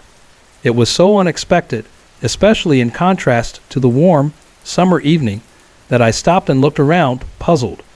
I shrugged it off, chalking it up to a draft, and went to bed. Later that night, I woke up for no reason at all. It wasn't the kind of groggy, half-awake feeling you get from a nightmare. I was completely awake. As I lay there, staring at the ceiling, my door slowly creaked open. Not just a little, but all the way, until it thudded softly against the wall. It was as if someone had opened it intentionally. I couldn't see anyone, but there was a presence in the room, a weight in the air, like someone had just walked in. I gathered what little courage I had and got up to check.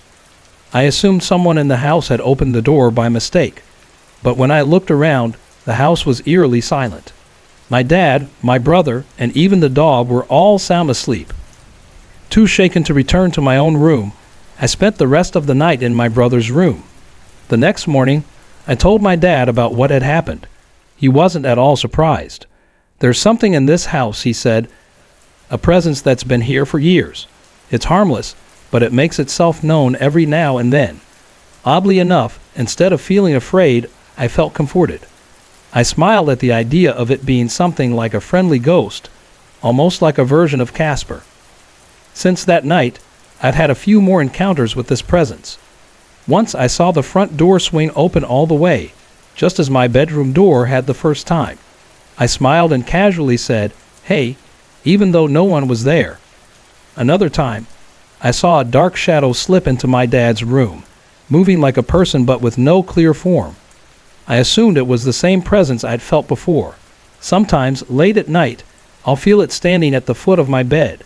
It's unsettling, especially in the pitch-black darkness, when it feels like someone real is there. But over time, I've come to accept it as part of the house, a quiet companion in the shadows. Earlier this year, I had another experience, one that I can't quite explain. A group of friends and I decided to try using a Ouija board on a summer evening.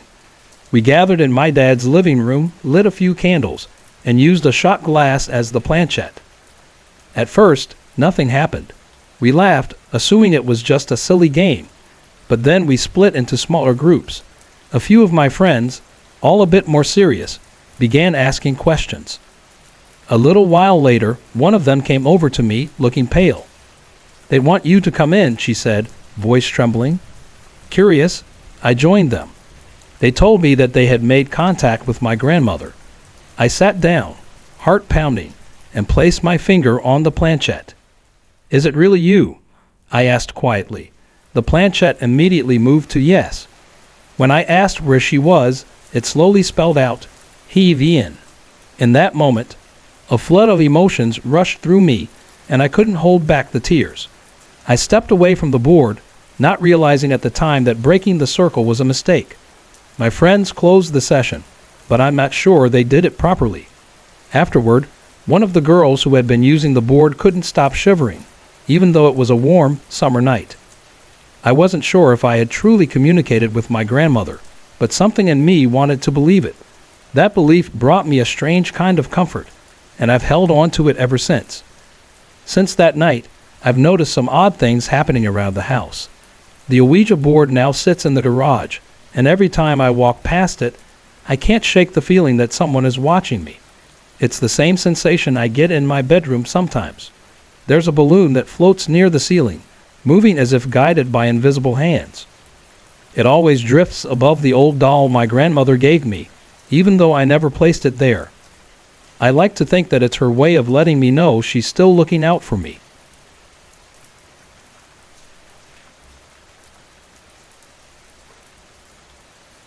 A few years ago, my family, my girlfriend at the time, and I went on a week-long trip to a remote part of the Pacific Northwest.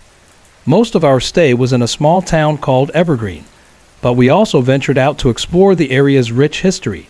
Naturally, one of our stops was an old mining town turned ghost town, known for its haunting past. Strangely enough, though, the experience I'm about to share didn't happen there.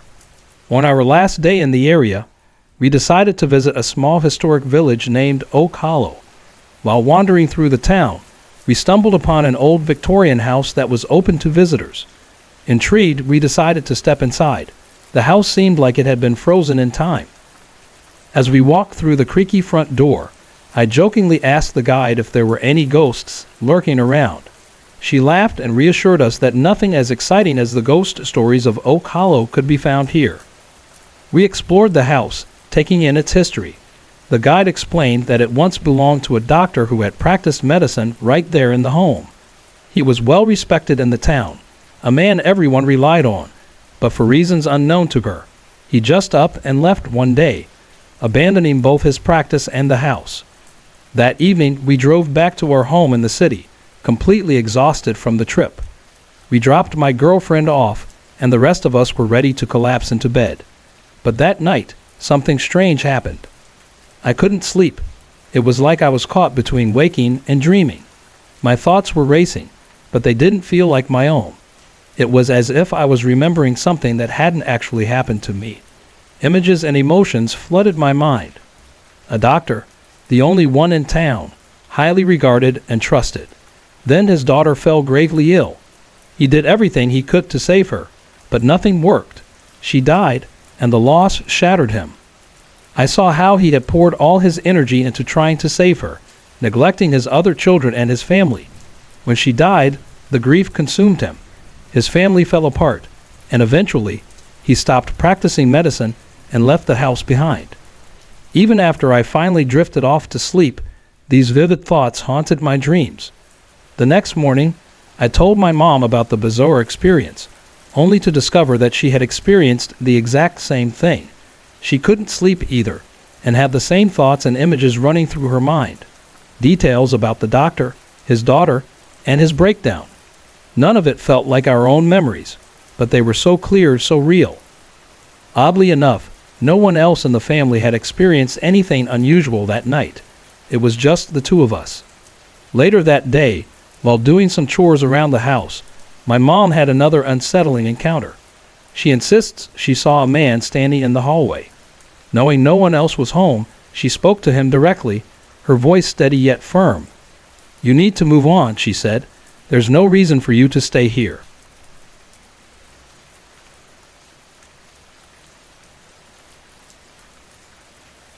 It was just a few weeks ago, around 7 in the morning. My dad works early shifts, starting at 3 a.m. and usually finishing around 9 or 10 a.m., so I'm often left alone in the house during those early hours. Normally, I'd still be asleep, but this morning I was awake, chatting with a friend online. As the sun started rising, I felt the familiar weight of sleepiness take over. Deciding to log off and rest, I slipped into bed with my laptop. My cat, Smokey, was curled up at the foot of the bed, sound asleep, resting quietly on my feet. I closed my laptop, snuggled under the covers, and tried to drift off. Then I heard it. A soft creak came from the living room, just outside my bedroom door. Our house is small, and my room is right next to the living room, so the sound was unmistakable, especially with my door left slightly open for Smokey to come and go. I don't know why, but the sound of the creaking made a chill run through me. Suddenly, everything felt too still, like the house itself was holding its breath, waiting for something. I held my breath, listening intently. The creaking grew louder, moving from the living room toward my bedroom door, and then it was right there in my room. I could feel it, whatever it was, standing just beside my bed. Next to my bed, I have a set of old wooden drawers, filled with things I never bothered to organize, and that's when the drawers began to creak, as if something heavy had shifted inside them. The sound was strange, nothing I had ever heard before. My heart raced, and I lay frozen on my side, facing the wall with the blankets pulled tight around my head. I didn't want to look. I didn't want to confirm what I was dreading, that something was in my room with me. Then I felt it. Small indentations appeared on the mattress behind me, like tiny footsteps. It felt exactly like when Smokey walks across my bed, his weight pressing gently into the mattress. For a second, I thought it was just him moving around, but that relief quickly vanished when I remembered. Smokey was still asleep at the foot of the bed. I could feel his warm weight on my feet, unmoving. A cold wave of dread washed over me. What was it then? I could feel the pressure on the mattress, the unmistakable feeling of something moving behind me, but it wasn't Smokey. With trembling hands, I peeped out from under the blankets. Smokey was still there, curled up, sound asleep, just where he had been the entire time. My stomach dropped and my heart raced in my chest. If it wasn't him, then what was moving in my room? I quickly pulled the blankets back over my head, my mind racing with fear. But whatever it wasn't done with me yet. This time, I felt something, like a hand, pat the blanket right near my back. It wasn't gentle, it was deliberate, pressing down in a way that sent a shock of cold fear through me. I froze, holding my breath, praying that if I stayed still enough, it would just go away. The minutes stretched on, feeling like hours, and just when I thought I might lose my mind, a car pulled into the driveway next door. The headlights flashed across my window, filling the room with light. In that instant, the presence vanished. Whatever it was gone. I stayed frozen under the blankets, my heart pounding, until sheer exhaustion took over. I must have fallen asleep, though I can't remember when. When I woke up later that morning, I told my dad about what happened. As always, he laughed it off, dismissing it as my imagination running wild. But I knew what I felt. I knew it wasn't just a dream.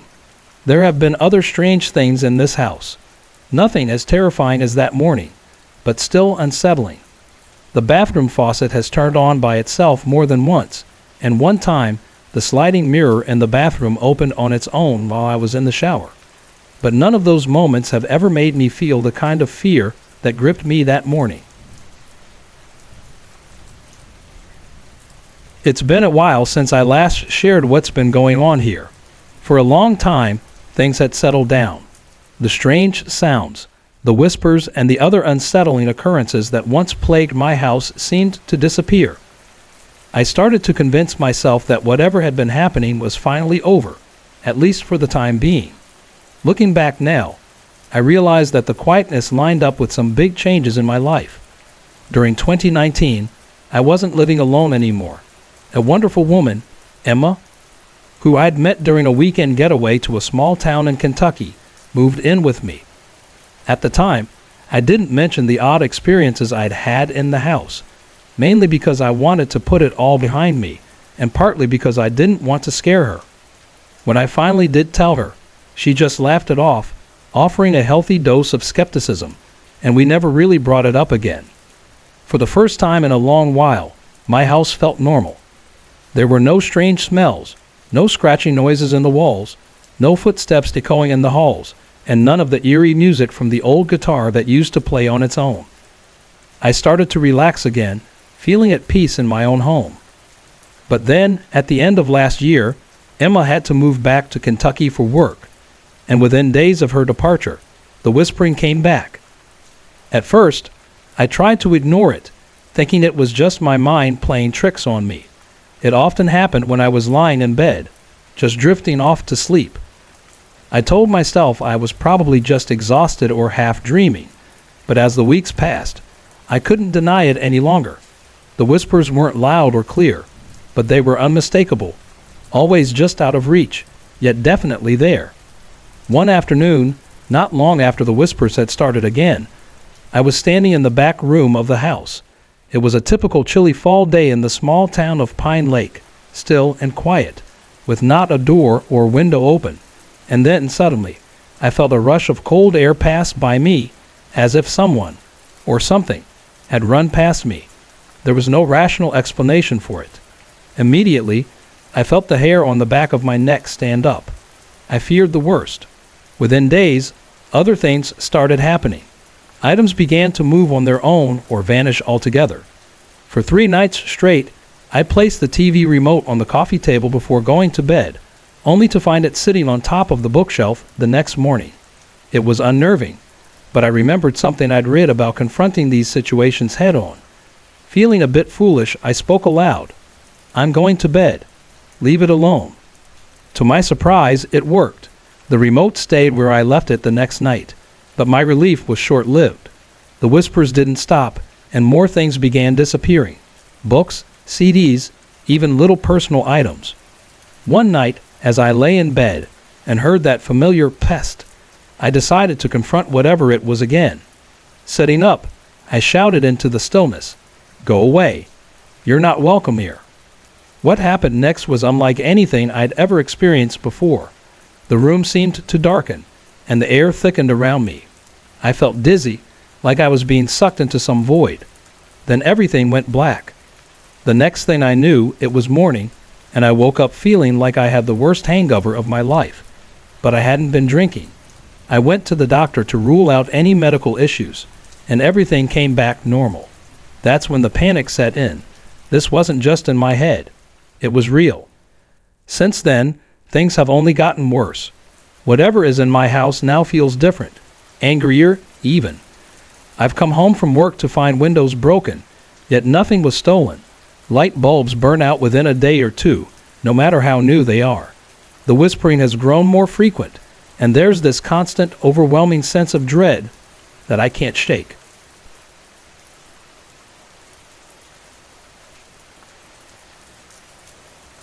A few months ago, around 9 in the morning, my 10-year-old daughter came rushing into my room, looking completely shaken. She told me she had just walked into the living room and saw a little girl sitting there. What stood out to her was that the girl was sitting in a strange way, her back against the backrest of the couch, her hands resting on the top, and she was staring directly at my daughter. My daughter couldn't make out her face clearly, but she described her as having dark, tangled hair, and the saddest expression she had ever seen. She said the girl looked incredibly upset. My daughter was so frightened that she couldn't walk past her to get to my room. Instead, she ran straight back into her own room. A couple of weeks later, my 4-year-old son ran into my room early one morning, looking terrified. He said, "Mom, there's a scary girl in the living room." What really caught my attention was that my son hadn't heard us talk about my daughter's earlier encounter at all. It was something we hadn't discussed much, but here he was, talking about the same girl. Then, a couple of months after that, I had my own unsettling experience. I had just gotten into bed and was about to close my eyes when I suddenly felt the overwhelming urge to open them again. When I did, I saw a little girl standing in the doorway of our bedroom, which leads to the living room. She was wearing a long, dirty white dress and was barefoot. Her black hair fell in front of her face, and her head was tilted down, almost as if she were staring at the floor. I froze, a chill running through me, and I immediately pulled the blankets over my head. I called out to my husband, who was asleep next to me, and told him what I had seen. He groggily mumbled for me to go back to sleep. The next morning, when I brought it up again, he just laughed it off. Yesterday, my daughter came to me looking pale. She told me she felt like someone was in the house. She said she had been hearing strange noises coming from the hallway. I tried to reassure her, telling her there was nothing to worry about, that nobody else was here. But later that evening, with the whole family, my husband, son, daughter, and I, were in the living room watching TV, I asked my daughter to get me a glass of water. She got up and walked toward the kitchen, but a moment later, I saw her standing frozen in the archway between the living room and kitchen. She looked completely terrified. I asked her where the water was, but she didn't answer. Instead, she started crying. Alarmed, I asked again, and she just shook her head, trembling. Through her tears, she told us she had seen the little girl again. This time, the girl had run from the hallway into our bathroom, which we could see from the kitchen. My daughter was so upset that I held her tightly on the couch, trying to calm her down. Meanwhile, my husband searched the house, room by room, but found nothing. To this day, my husband is the only one in the house who hasn't seen her. I can't help but hope that he does one day, so he can understand that she's real. We've wondered if this might have something to do with the house itself. After all, we're renting it, and the owner happens to be a priest. But we can't be sure.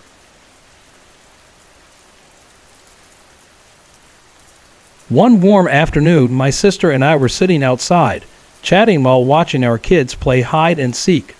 The sun hung low in the sky, casting long shadows over the yard as our laughter mixed with the sounds of running feet. It was a familiar, peaceful moment when something out of place caught my eye. At first, I thought it was just one of the kids, but then I realized it wasn't. There was a little girl standing near the oak tree at the edge of the yard. She was almost glowing, her figure a little too faint to make sense of at first glance. I looked at my sister, Rose, and found her staring in the same direction, her face pale. "You see her too, don't you?" I asked, my voice barely a whisper. "Yeah," Rose answered quietly, her voice carrying the same unease. We both watched as the little girl, whose face we didn't recognize, stood still, hands over her eyes, as if she was playing along in the game of hide and seek. Before we could react or say anything, my nephew jumped out from behind the fence, startling both of us. We turned our heads to look back at the girl, but she was gone, vanished without a trace. For a moment, we were left unsettled, unsure of what we'd seen. We shrugged it off, trying to convince ourselves it was nothing, and gathered the kids inside. That night, I decided to stay at Rose's house. It was getting late, and I didn't want to drive back home with the kids in tow. As we sat on the couch, talking about what we'd seen earlier, my brother-in-law, Nathan, overheard us. He shot us an incredulous look. "You two must have imagined it," he said, clearly uncomfortable, but we both knew what we'd seen. Around 11 p.m., Nathan suddenly jumped up, his face tense. "I think one of the kids is up," he muttered. We teased him, "Maybe it's the little girl from earlier." He rolled his eyes and went to check, but when he returned, his face was white. "The kids are all asleep," he said, his voice shaken. We all heard it then, soft footsteps down the hallway. Nathan froze, his eyes wide as he stared toward the door. We looked at each other, holding our breath. And there she was again, the same little girl. She walked slowly out of the bathroom, her bare feet padding silently across the floor, before disappearing into my niece's room. Nathan's legs trembled beneath him as he turned and hurried back to us, his face drained of color. The chill in the room was palpable. Nathan had never believed in ghosts, and now the skepticism he once held was gone. From that moment on, he believed, whatever this was, it was real. After that night, the sightings continued, but the girl, whom we now knew wasn't just in our imagination, never posed a threat. She simply appeared from time to time, sometimes in the corner of a room, other times just lingering by the window. We eventually got used to it, even though it was unsettling. The years went by, and it seemed like the little girl, or whatever she was, followed us, moving with us, no matter where we went. At times we wouldn't see her, but we would feel her presence. A cold breeze would brush against our skin, or we'd feel a gentle tug on our hair. Occasionally, late at night, we'd hear toys in the kids' room start to play on their own. But when we said, "It's time for bed," the noises would stop, as if she respected the boundaries we set. What made things even stranger was that, over time, she appeared to be growing. When we first saw her, she was small, no older than a toddler, but now she looked to be about 8 years old. Her pale skin and long, blonde hair seemed to glow in the dark, and she always wore a long, white nightgown that fluttered with every step. She never wore shoes. One night, my niece, who was only 6 at the time, started talking about her. "Her name is Cassie," she said, as if it was the most natural thing in the world. None of us had ever mentioned that name, yet somehow it was the name we all seemed to know without ever having spoken it aloud. Even my partner, who scoffs at the idea of ghosts, had his own encounter with her. One night, Cassie appeared to him, and his voice cracked in terror. He screamed, loud enough that I could hear it from the other room. A grown man, easily over 250 pounds, letting out a shriek of pure fright. He was shaken, but he still refused to admit it was real. "I must have been seeing things," he would say. But we all knew the truth. Cassie had been with us for years, and as strange as it was, she had become a part of our family. She seemed to grow with the kids, just like a living child would. We still didn't understand it. How could a spirit grow, age, and change? It didn't make sense, but as much as we were puzzled, we knew she meant no harm. There were no dark intentions in her presence, only a quiet, lingering mystery. Some nights I would lie awake, wondering if anyone else had ever experienced anything like this. Could there be other people out there with a ghostly child, one that grows with them, becoming a constant part of their lives, a shadowy companion that never quite leaves? What do you think happened next?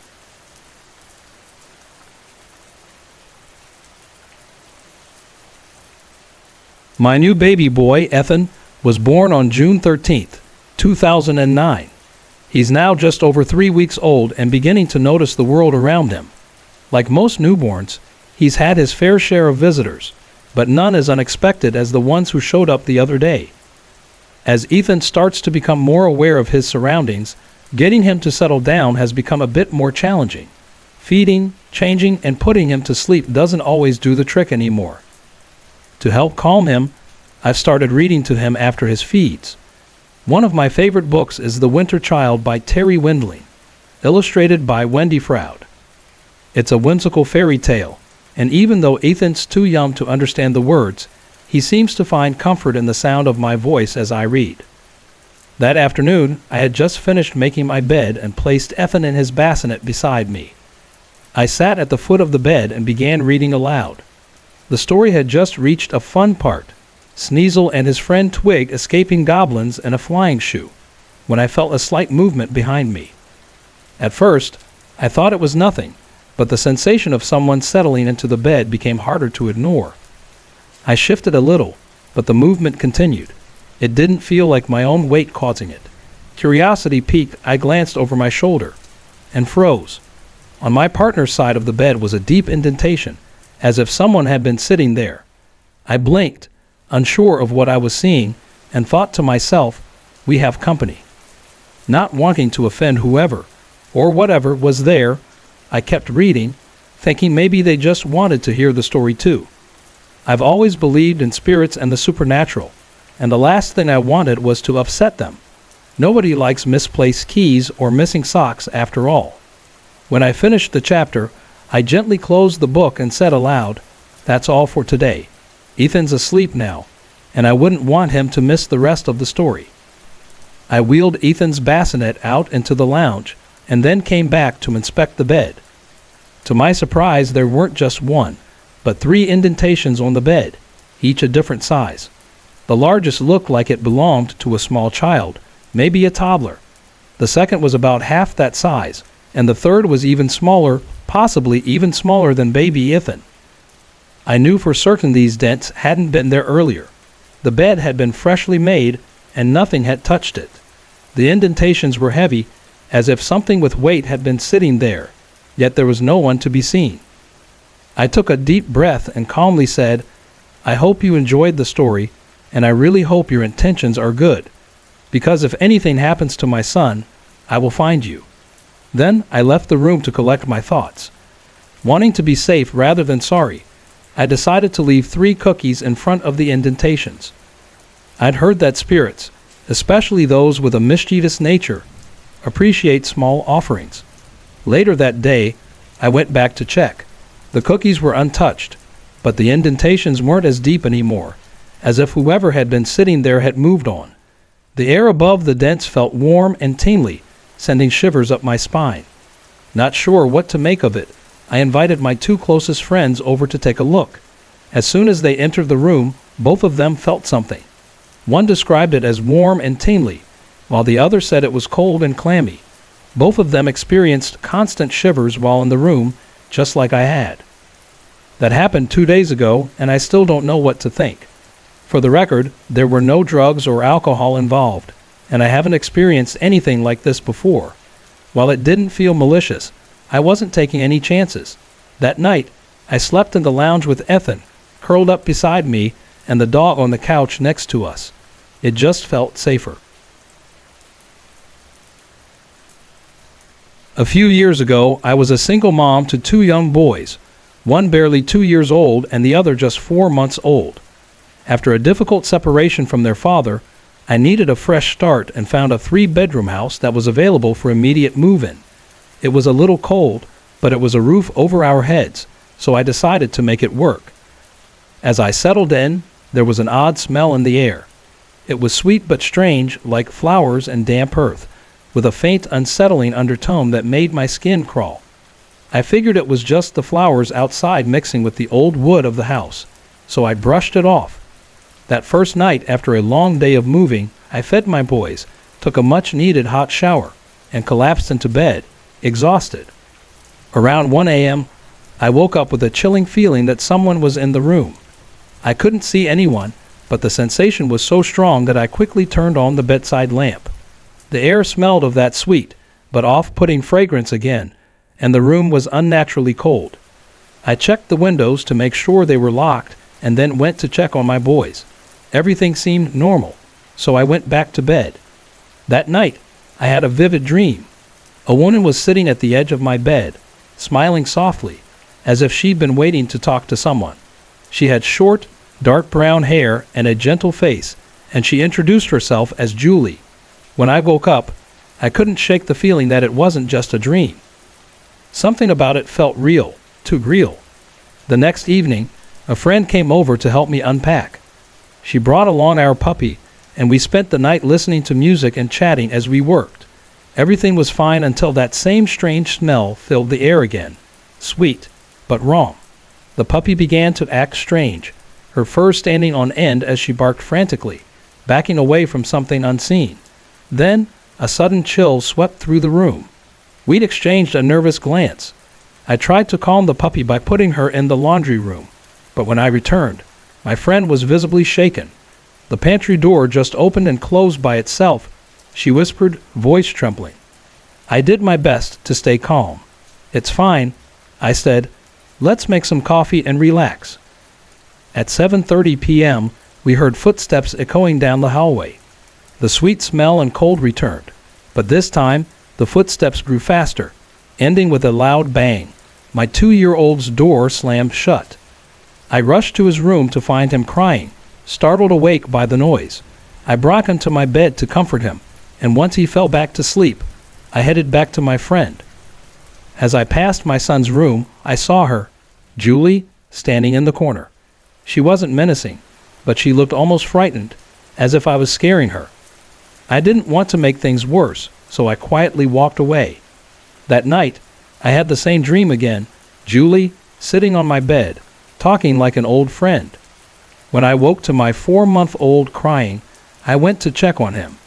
As soon as I entered his room, he stopped crying, smiled up at the wall, and drifted back to sleep.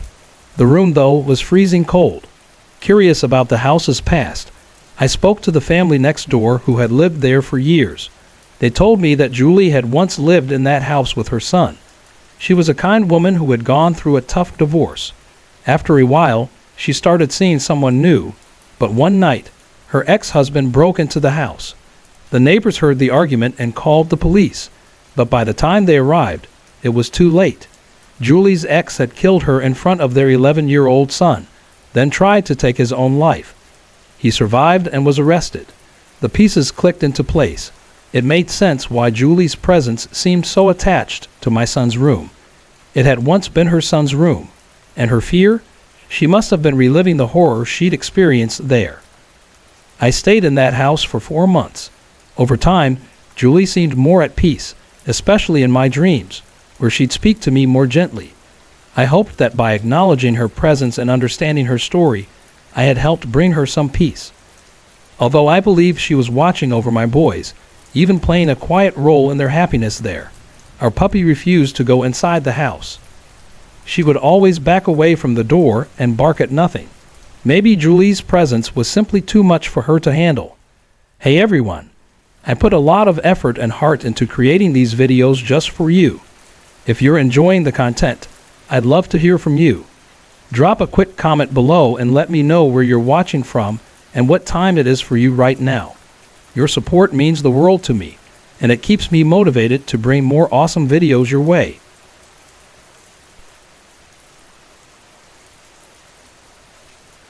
It had been a long time since I'd encountered anything truly unsettling, but on Sunday, June 7th, 2009, something terrifying happened to me and my friend while I was staying at his house for the long weekend. My friend Daniel hadn't experienced anything out of the ordinary in his house before, but then again, he'd only been living there for about 7 months. The house had something unusual about it, though, a basement and an attic, which are rare in small American towns. Naturally, having seen enough horror films, I couldn't resist the curiosity to explore the basement. To my surprise, it wasn't spooky at all. His family had turned it into a recreation room, complete with soft lighting and cozy furniture. It felt just like another living room, and that's where we spent most of the weekend. Friday and Saturday passed without anything strange happening, and everything seemed perfectly normal. Then, while we were gaming in the basement late on Saturday night, we heard a faint noise. We shrugged it off as the usual creaks and groans of a house settling, but when we looked at the clock, it was exactly midnight, Sunday morning. We continued gaming until around 2 a.m., when we decided it was time to head to bed. But just as we were about to stop, we heard whispers. At first, I thought it was part of the game. Daniel turned down the volume, and the whispers stopped, making us laugh nervously. We figured we were just spooking ourselves. He turned the volume back up, and everything seemed fine, until the whispers started again. This time, the sound was clearer, almost like a low, slithering language. It reminded me of something out of a movie, like a demonic chant or some sort of sinister tongue. Thinking it was an issue with the speakers, Daniel turned the volume lower. But when the whispers continued, even after he switched the speakers off, we froze. The sound wasn't coming from the game. We glanced at each other, unsure of what to do, then checked the time. 1:20 a.m., deciding we'd had enough, we turned everything off and headed upstairs to his bedroom. As we left the basement, I thought I saw a dark figure dart across the living room. It was dimly lit, so I convinced myself it was just my imagination playing tricks on me. When we got to his bedroom, the tension seemed to ease slightly. Daniel climbed into his bed while I settled on the mattress he'd set up for me. Using the light from my phone, I asked if he had noticed anything strange downstairs. He admitted that he had seen something dark moving, but he thought it was just the curtains blowing in the faint light. That explanation made me feel a bit better.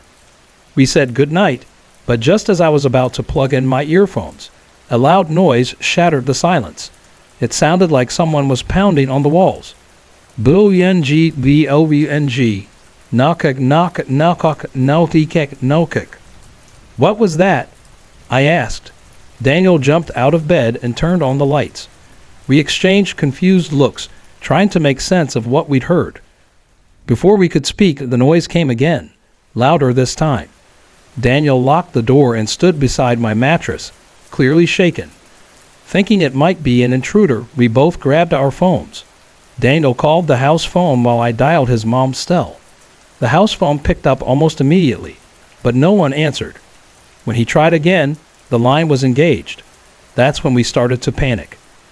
After a few attempts, Daniel finally managed to reach his mom, and she came to his room to check on us. As she stepped in, I saw the black figure again. It slipped into the bathroom just as the door closed behind her. "Close the door," I shouted. Daniel quickly shut it, startling his mom. We explained the noises, the shadowy figure, and the strange behavior of the house phone. At first, his mom dismissed it, saying it was late, and our minds were probably just playing tricks on us. But then she tried calling the house phone herself. It rang, was picked up immediately, and she hung up. When she tried again, the line was engaged.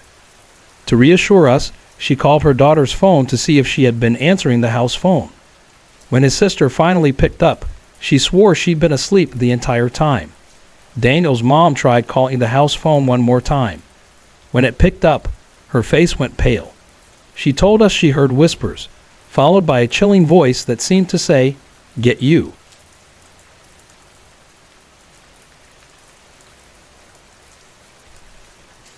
It was one of those quiet, chilly evenings in our small town of Pine Lake, and my friend's mom began to panic.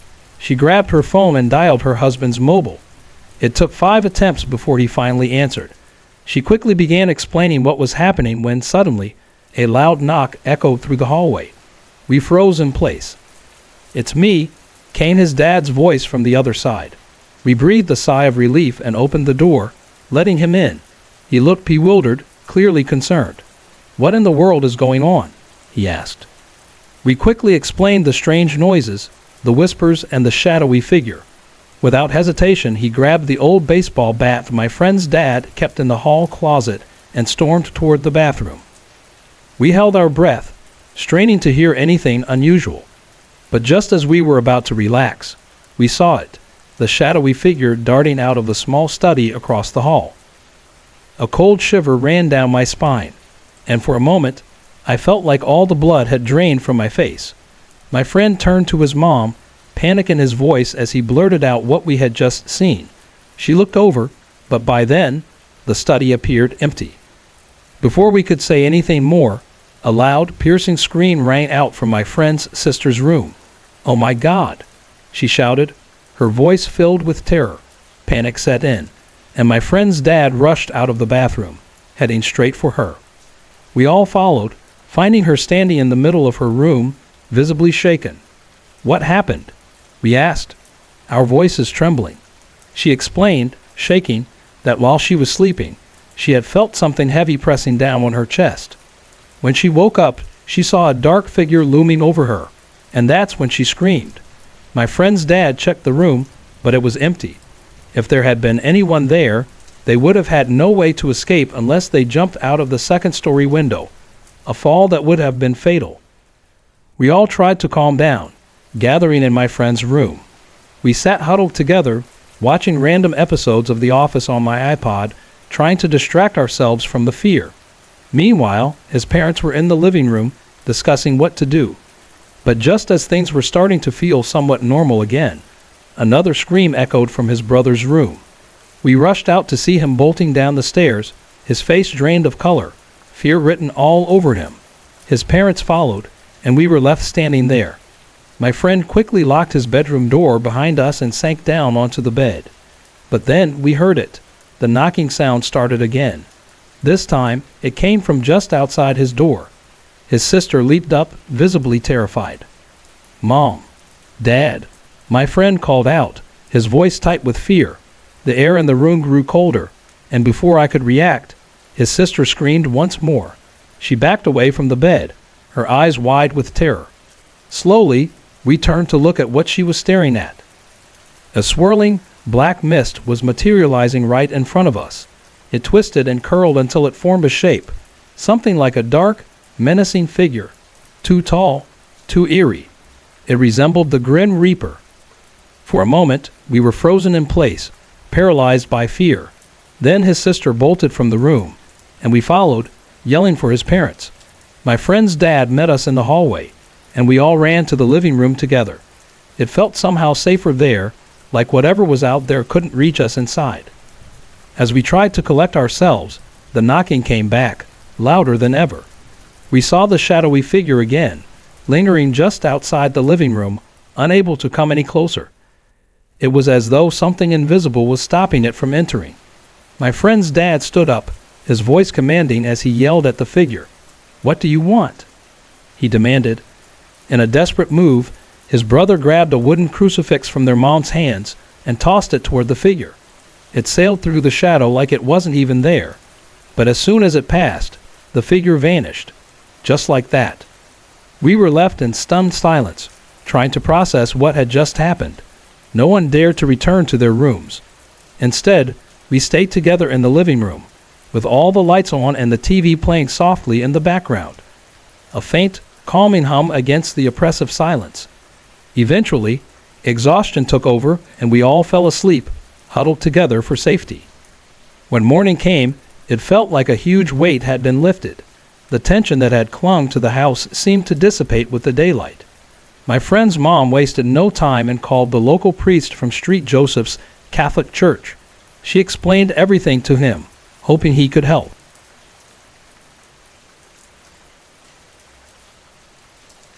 I had been living in a small, quiet town for a few years, and there was something eerie about the house I moved into.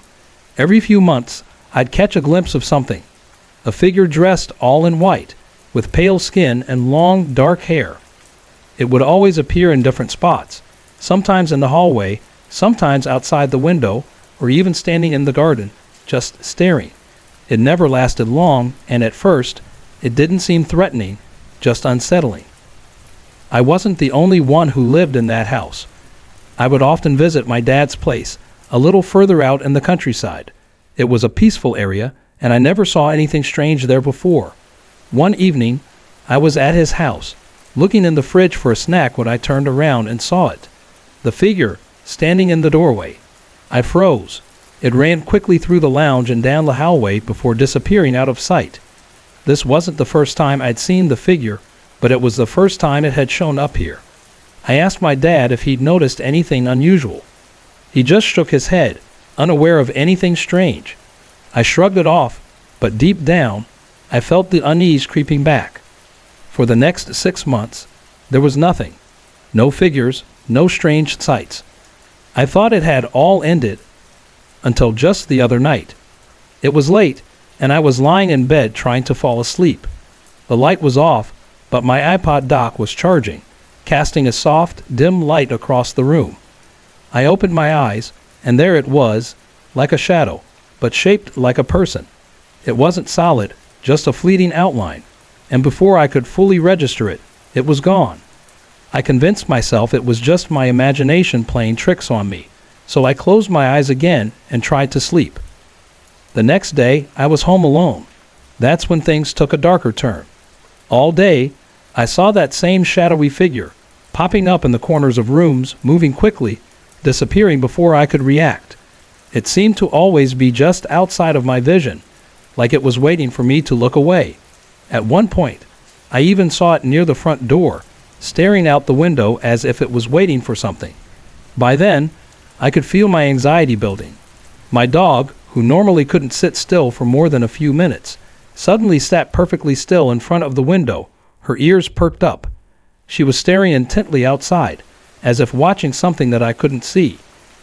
I called her name, but she wouldn't move. I looked out the window but saw nothing. When I gently patted her on the head, she snapped out of her trance, stood up, and walked away. But she didn't go far. She sat back down in the lounge, staring ahead with an unsettling stillness. I couldn't tell how long she had been sitting there, but when I followed her gaze, there it was again, the figure, standing motionless in the yard. I was starting to panic now. I had heard that dogs can sometimes see things humans can't, so I went online to search for more information. I found plenty of stories about pets seeing things their owners couldn't, but it didn't exactly make me feel any better. To distract myself, I decided to put in a DVD, but as soon as the movie started, my dog went back to the window and started staring again. And then, she began barking and growling, her body tense.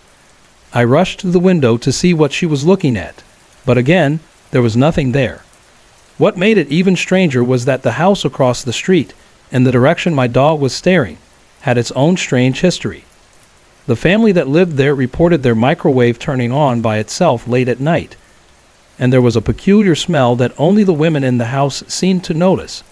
Tragedy had struck when the husband took his own life, and afterward, his wife performed a cleansing ritual to rid the house of spirits.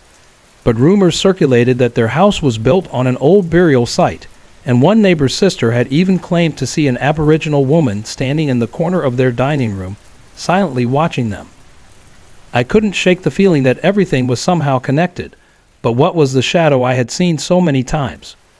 Was it trying to tell me something, or was it just the house, feeding off the strange energy in the air?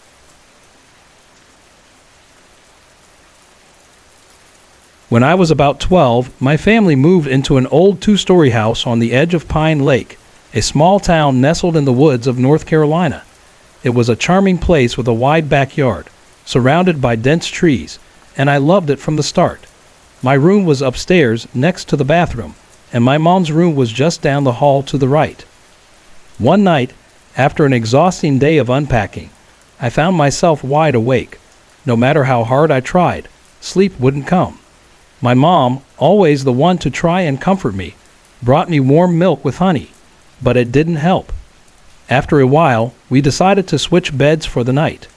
Looking back, I realized that was the worst decision we could have made. Her room was cozy, with a large bed that faced a small TV mounted to the wall. Normally, I'd shut the door when I slept, but that night, I left it ajar. I set the TV timer, hoping it would help me drift off, and finally started to feel sleepy. But just as I was about to fall asleep, the screen flicked off, and that's when I heard it, the creaking of floorboards. This was strange because our house had thick carpets, and the only time I'd ever heard floorboards creak was in old wooden houses. The sound seemed to start near my room, where my mom had been sleeping, and slowly moved toward the room I was in. My heart pounded in my chest. Like any scared kid, I pulled the covers over my head, hoping it would stop. But the blanket couldn't protect me forever. I had to breathe. Slowly, I peeked out from under the covers and glanced down the hallway through the crack in the door.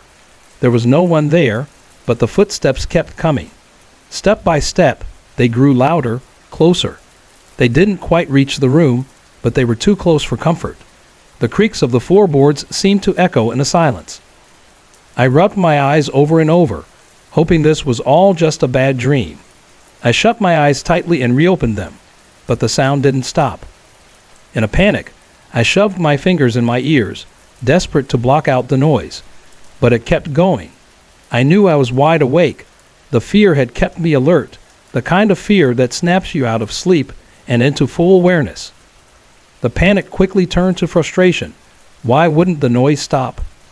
I was terrified, but the continuous creaks started to gnaw at my nerves. What was causing it? Was someone in the house, or was something more sinister at play? With a surge of courage, I grabbed the blanket and bolted out of bed, running straight down the hallway where the footsteps seemed to be coming from. My feet hit the cold wood floors with each frantic step, but I didn't stop. I rushed into my own room, slammed the door shut behind me, and dove into bed beside my mom. My sudden arrival startled her awake. I explained everything as best I could, but her response was calm, almost too calm. "Don't worry about it, just go back to sleep." Her soothing voice didn't make sense to me. How could she not hear the footsteps? But being close to her made me feel safe, and for the first time that night, the fear began to fade. As I lay there next to my mom, a wave of relief washed over me. The footsteps had stopped. For the first time that night, everything was still.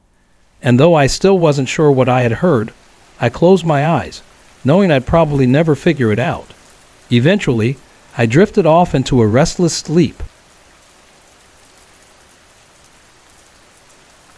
I had just moved to a small town in the heart of rural Texas, a place where the air always seemed thick with the scent of pine and damp earth. My best friend and I had rented an old 2-story house on the edge of town, weathered, yet filled with charm. We were both huge fans of horror movies and ghost stories, so when we started to notice odd things happening around the house, it seemed more like a fun mystery than anything to fear. At first, it was harmless. Objects would disappear and reappear in strange places. We'd find things tucked away in cabinets or hidden under beds. A missing set of keys would suddenly turn up weeks later, sealed in a box we hadn't touched. It felt like a game, one we enjoyed, convinced it was just the house's quirks, or maybe even something a little paranormal. But soon, the atmosphere shifted. What had started as playful soon became sinister. It began one evening when my friend, Emily, was sitting on the couch in the living room. The windows were shut tight, but she suddenly felt her hair blowing forward, as if caught by a light breeze. But there was no wind. A cold shiver ran down her spine as she smelled something rancid, like rotting meat, right behind her. She spun around, but there was nothing there. Terrified, she turned on every light in the house and huddled in the kitchen, waiting for me to get home from work. That moment marked the beginning of a series of escalating, terrifying events. We decided to call the entity George. It felt fitting, and we both sensed a heavy, malevolent presence. Strangely, George seemed to focus his energy on me, following me wherever I went. I could even feel him in my car, like a presence sitting in the backseat. It became impossible to ignore. One evening, I was driving home after a late shift. As I approached a busy intersection, my car's brakes suddenly failed. I slammed the pedal to the floor, but the car kept rolling, narrowly missing pedestrians and other cars. I was shaking with fear, praying I wouldn't crash. When the moment I passed the intersection, the brakes started working again. I drove straight to a mechanic, but they found no issue with the car. It was as though something unnatural, had interfered with it. George wasn't just confined to my house. He followed me to work too. I worked graveyard shifts at a gas station on the outskirts of town, where company policy dictated the doors locked automatically after 9 p.m. These doors could only be opened by a switch behind the counter or a key from the outside. But more than once, I hear the doors open on their own, and items would fall off shelves for no reason. Once, a full 20-liter drum of oil crashed to the ground without warning. Even my boyfriend's apartment wasn't safe. During the biting winter, his gas heater kept the place warm, but sometimes I'd feel a sudden chill sweeping across the room. The cold spot would linger, like an invisible hand brushing against my skin. We would try to trace it, but it always seemed to move, as though it had a life of its own. The worst of it all occurred in my bedroom. No matter how high I cranked the heater, the room would remain freezing, and there was a heaviness to it, a feeling like the walls were closing in. I couldn't sleep with the lights off anymore. Every night followed the same terrifying routine. It started with heavy footsteps on the floor beneath me, coming from the bathroom. The sound would move through the hall, past my room, and into the kitchen, where I would hear the fridge door creak open. Then the steps would return, and stop right beside my bed. I'd feel the floorboards groan under the weight, as if someone was standing over me, watching. And sometimes, in the pitch-black room, I would hear a voice, deep and gravelly, whispering, "Hello." Too terrified to look, I would stay frozen under the covers, praying for it to stop. The strange occurrences didn't end there. I'd wake up to unexplained bruises, one shaped like a handprint, far too large to be from my boyfriend, Gus. Other nights, I'd hear tapping coming from the walls, the sound shifting direction no matter where I stood. And one evening, my friend's boyfriend, who had doubted our stories, witnessed a shadowy figure crossing the upstairs hallway. He became a believer that night. It all came to a head when Emily and I discussed calling in a psychic. We felt we had no other choice, but as we talked, I suddenly felt an intense pressure around my throat, choking off my ability to speak. Panic surged through me, and I ran outside to the porch, gasping for air. When I could breathe again, we packed a few things and left, unsure if we'd ever return. The psychic came twice, but George refused to leave. She claimed he was hiding, relishing the fear he'd caused. However, she did find something disturbing, a dirty handprint on the bathroom wall. Upon closer inspection, it looked more like a face, eyes, ears, and a nose, but no mouth, a grotesque feature that sent chills through my spine. In the end, I turned to a kinesiologist for help. When I entered his office, he calmly told me, "Don't worry." He stayed outside. After the session, I felt lighter, as though the oppressive weight of George's presence had lifted. For the first time in months, I felt truly alone, at peace. That night, I returned home and entered my bedroom. It was still and warm, and for the first time in weeks, I slept without fear. George was gone, and with him, the terror that had once haunted me. And after that night, we never heard from him again. It happened tonight just about an hour ago, and it's still fresh in my mind. I work at a local diner, Maggie's Place, and we were just about to close up when everything started going wrong.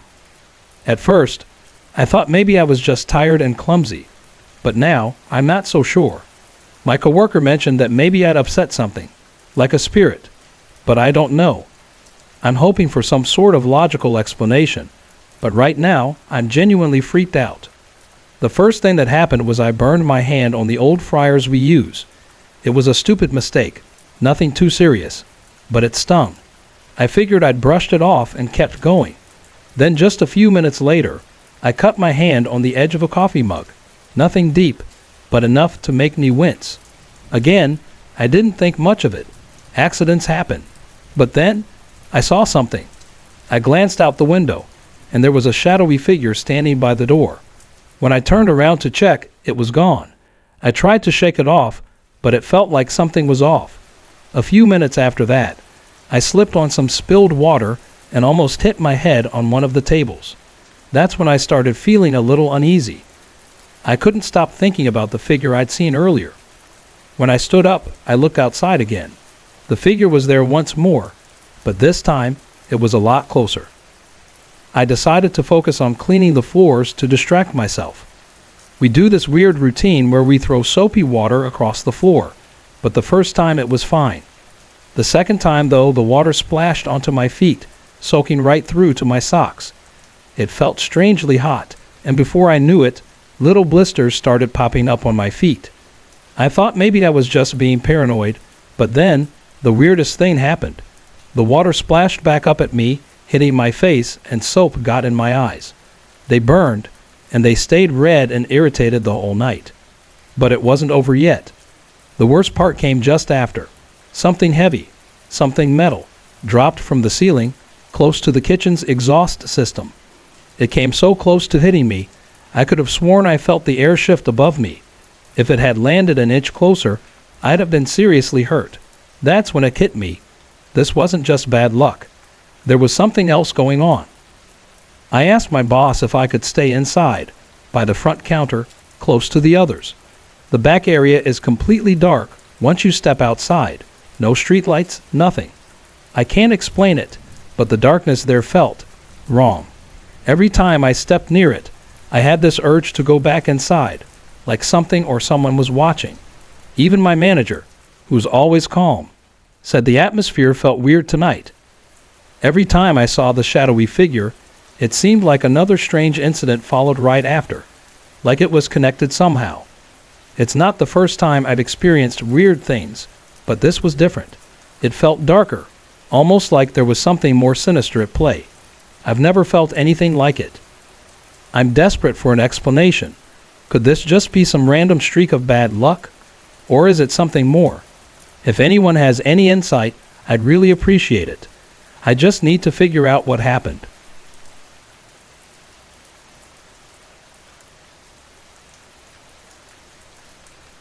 It was late in 1959 when my grandfather passed away, just a few months before my dad was born. He was only 44 when his life was tragically cut short by a car accident, caused by a drunk driver. Growing up, we often talked about him, and his memory was a constant presence in our lives. My brother and I would take my grandmother to visit his grave in the small, quiet cemetery near town. We used to climb all over his headstone and play around it as kids.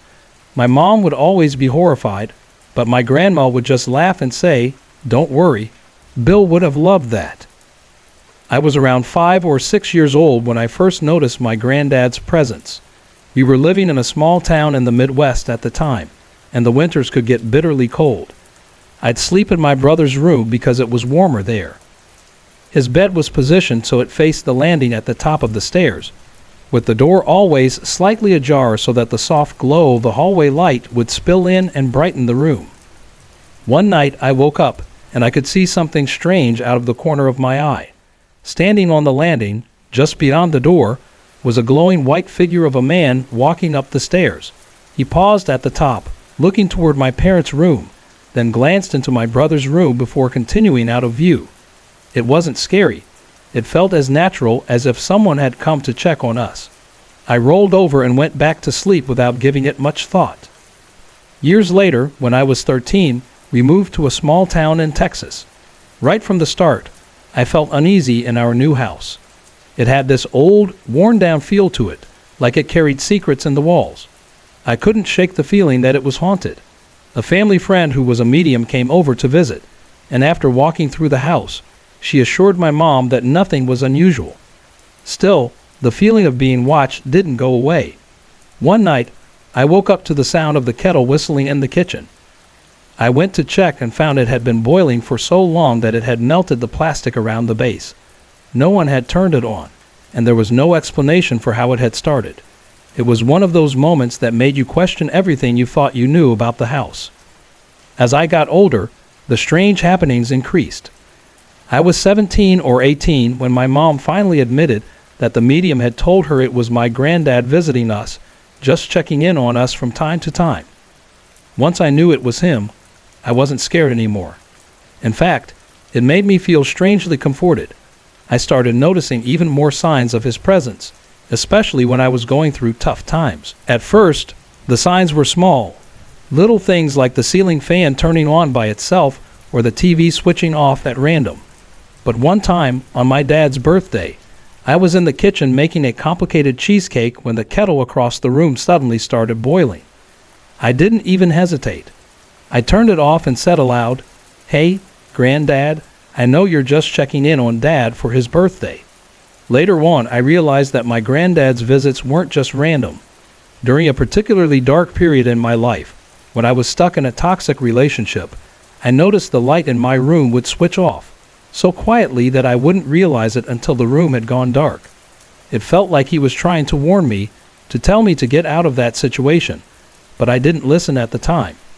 When the relationship finally ended, and I was feeling down, I could feel his presence more strongly than ever, comforting me in a way I hadn't realized I needed. One evening, I was driving with a friend who had some spiritual abilities, and she turned to me, her voice soft but knowing. "Laura, has your granddad been around lately? There's this incredible sense of calm around you," she said. It was as if he was still there, looking out for me during a tough time. As the years passed, the visits became more sporadic but still meaningful. One afternoon, I was talking to my mom about how I hadn't felt his presence in a while, when I heard footsteps on the old wooden veranda outside. Thinking it was my dad coming back from the yard, I glanced up to see a shadow move past the door. But when I checked, Dad was at the far end of the yard cleaning the pool. I smiled and said to my mom, "It's just Granddad visiting again." More recently, I've noticed his presence in small but significant ways. When I started dating again, I was sitting with the new guy, laughing and joking, when the lights suddenly flickered and went out. It happened twice, and each time, I couldn't help but smile. I felt like Granddad was just making sure this new person was worthy of my time. Since then, though, I haven't felt his presence as strongly as I once did, but I believe it's because he's done his job of watching over me.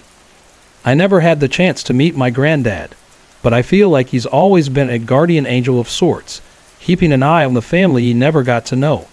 His visits, though subtle, are a comforting reminder that he's still with us in his own way, looking after us all from the other side.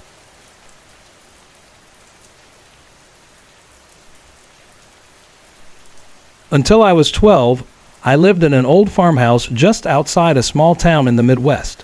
It was a charming two-story home with creaky wooden floors, a front porch that wrapped around the side, and tall oak trees that cast long shadows over the yard. The house had been in my family for generations. My mom grew up there with her two brothers, and it became our home when I was born. It was one of the oldest houses in the area, its history embedded in every corner. The first strange thing I remember happened when my twin sister and I were about 4 years old. One afternoon, she came to my mom and told her about a recurring dream. She spoke of a tall man, always dressed in an old-fashioned suit and a wide-brimmed hat, carrying a cane. In her dream, he would approach her and spank her. What startled me the most was that I had been having the same exact dream. As we got older, we learned something chilling. My mom's younger brother, who grew up in the same house, had experienced the exact same dream as a child. A neighbor of ours, an older woman, eventually told us the story of the house. Many years ago, a man and his wife had lived there. The man was said to despise children, and tragically, he killed his wife before taking his own life inside the house. As my sister and I grew, we moved into the front bedroom, the biggest room in the house. It had large windows that overlooked the front yard, and a smaller one on the side that looked out into the woods. I remember lying in that bed for hours, unable to sleep as shadows moved past the window. What made it even creepier was that there were no lights outside to create those shadows. The house itself seemed alive with its own strange rhythm. At night, I would hear knocks on the roof, deliberate, persistent knocks that came just as I was trying to fall asleep. Sometimes, footsteps echoed through the house when no one else was awake. By the time I was in my pre-teens, my belongings would vanish without a trace, only to reappear in odd places weeks later.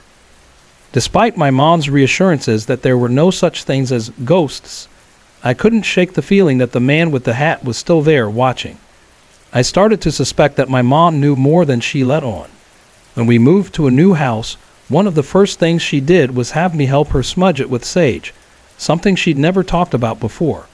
She also taught me how to protect myself by visualizing a shield of white light surrounding me whenever I felt uneasy.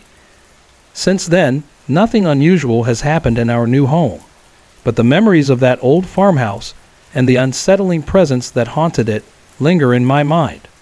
I'll never fully understand what happened, but I've learned to trust my instincts and protect myself from whatever might still be out there. Sorry to interrupt. If you're enjoying the story, let me know in the comments and tell me where you're watching from.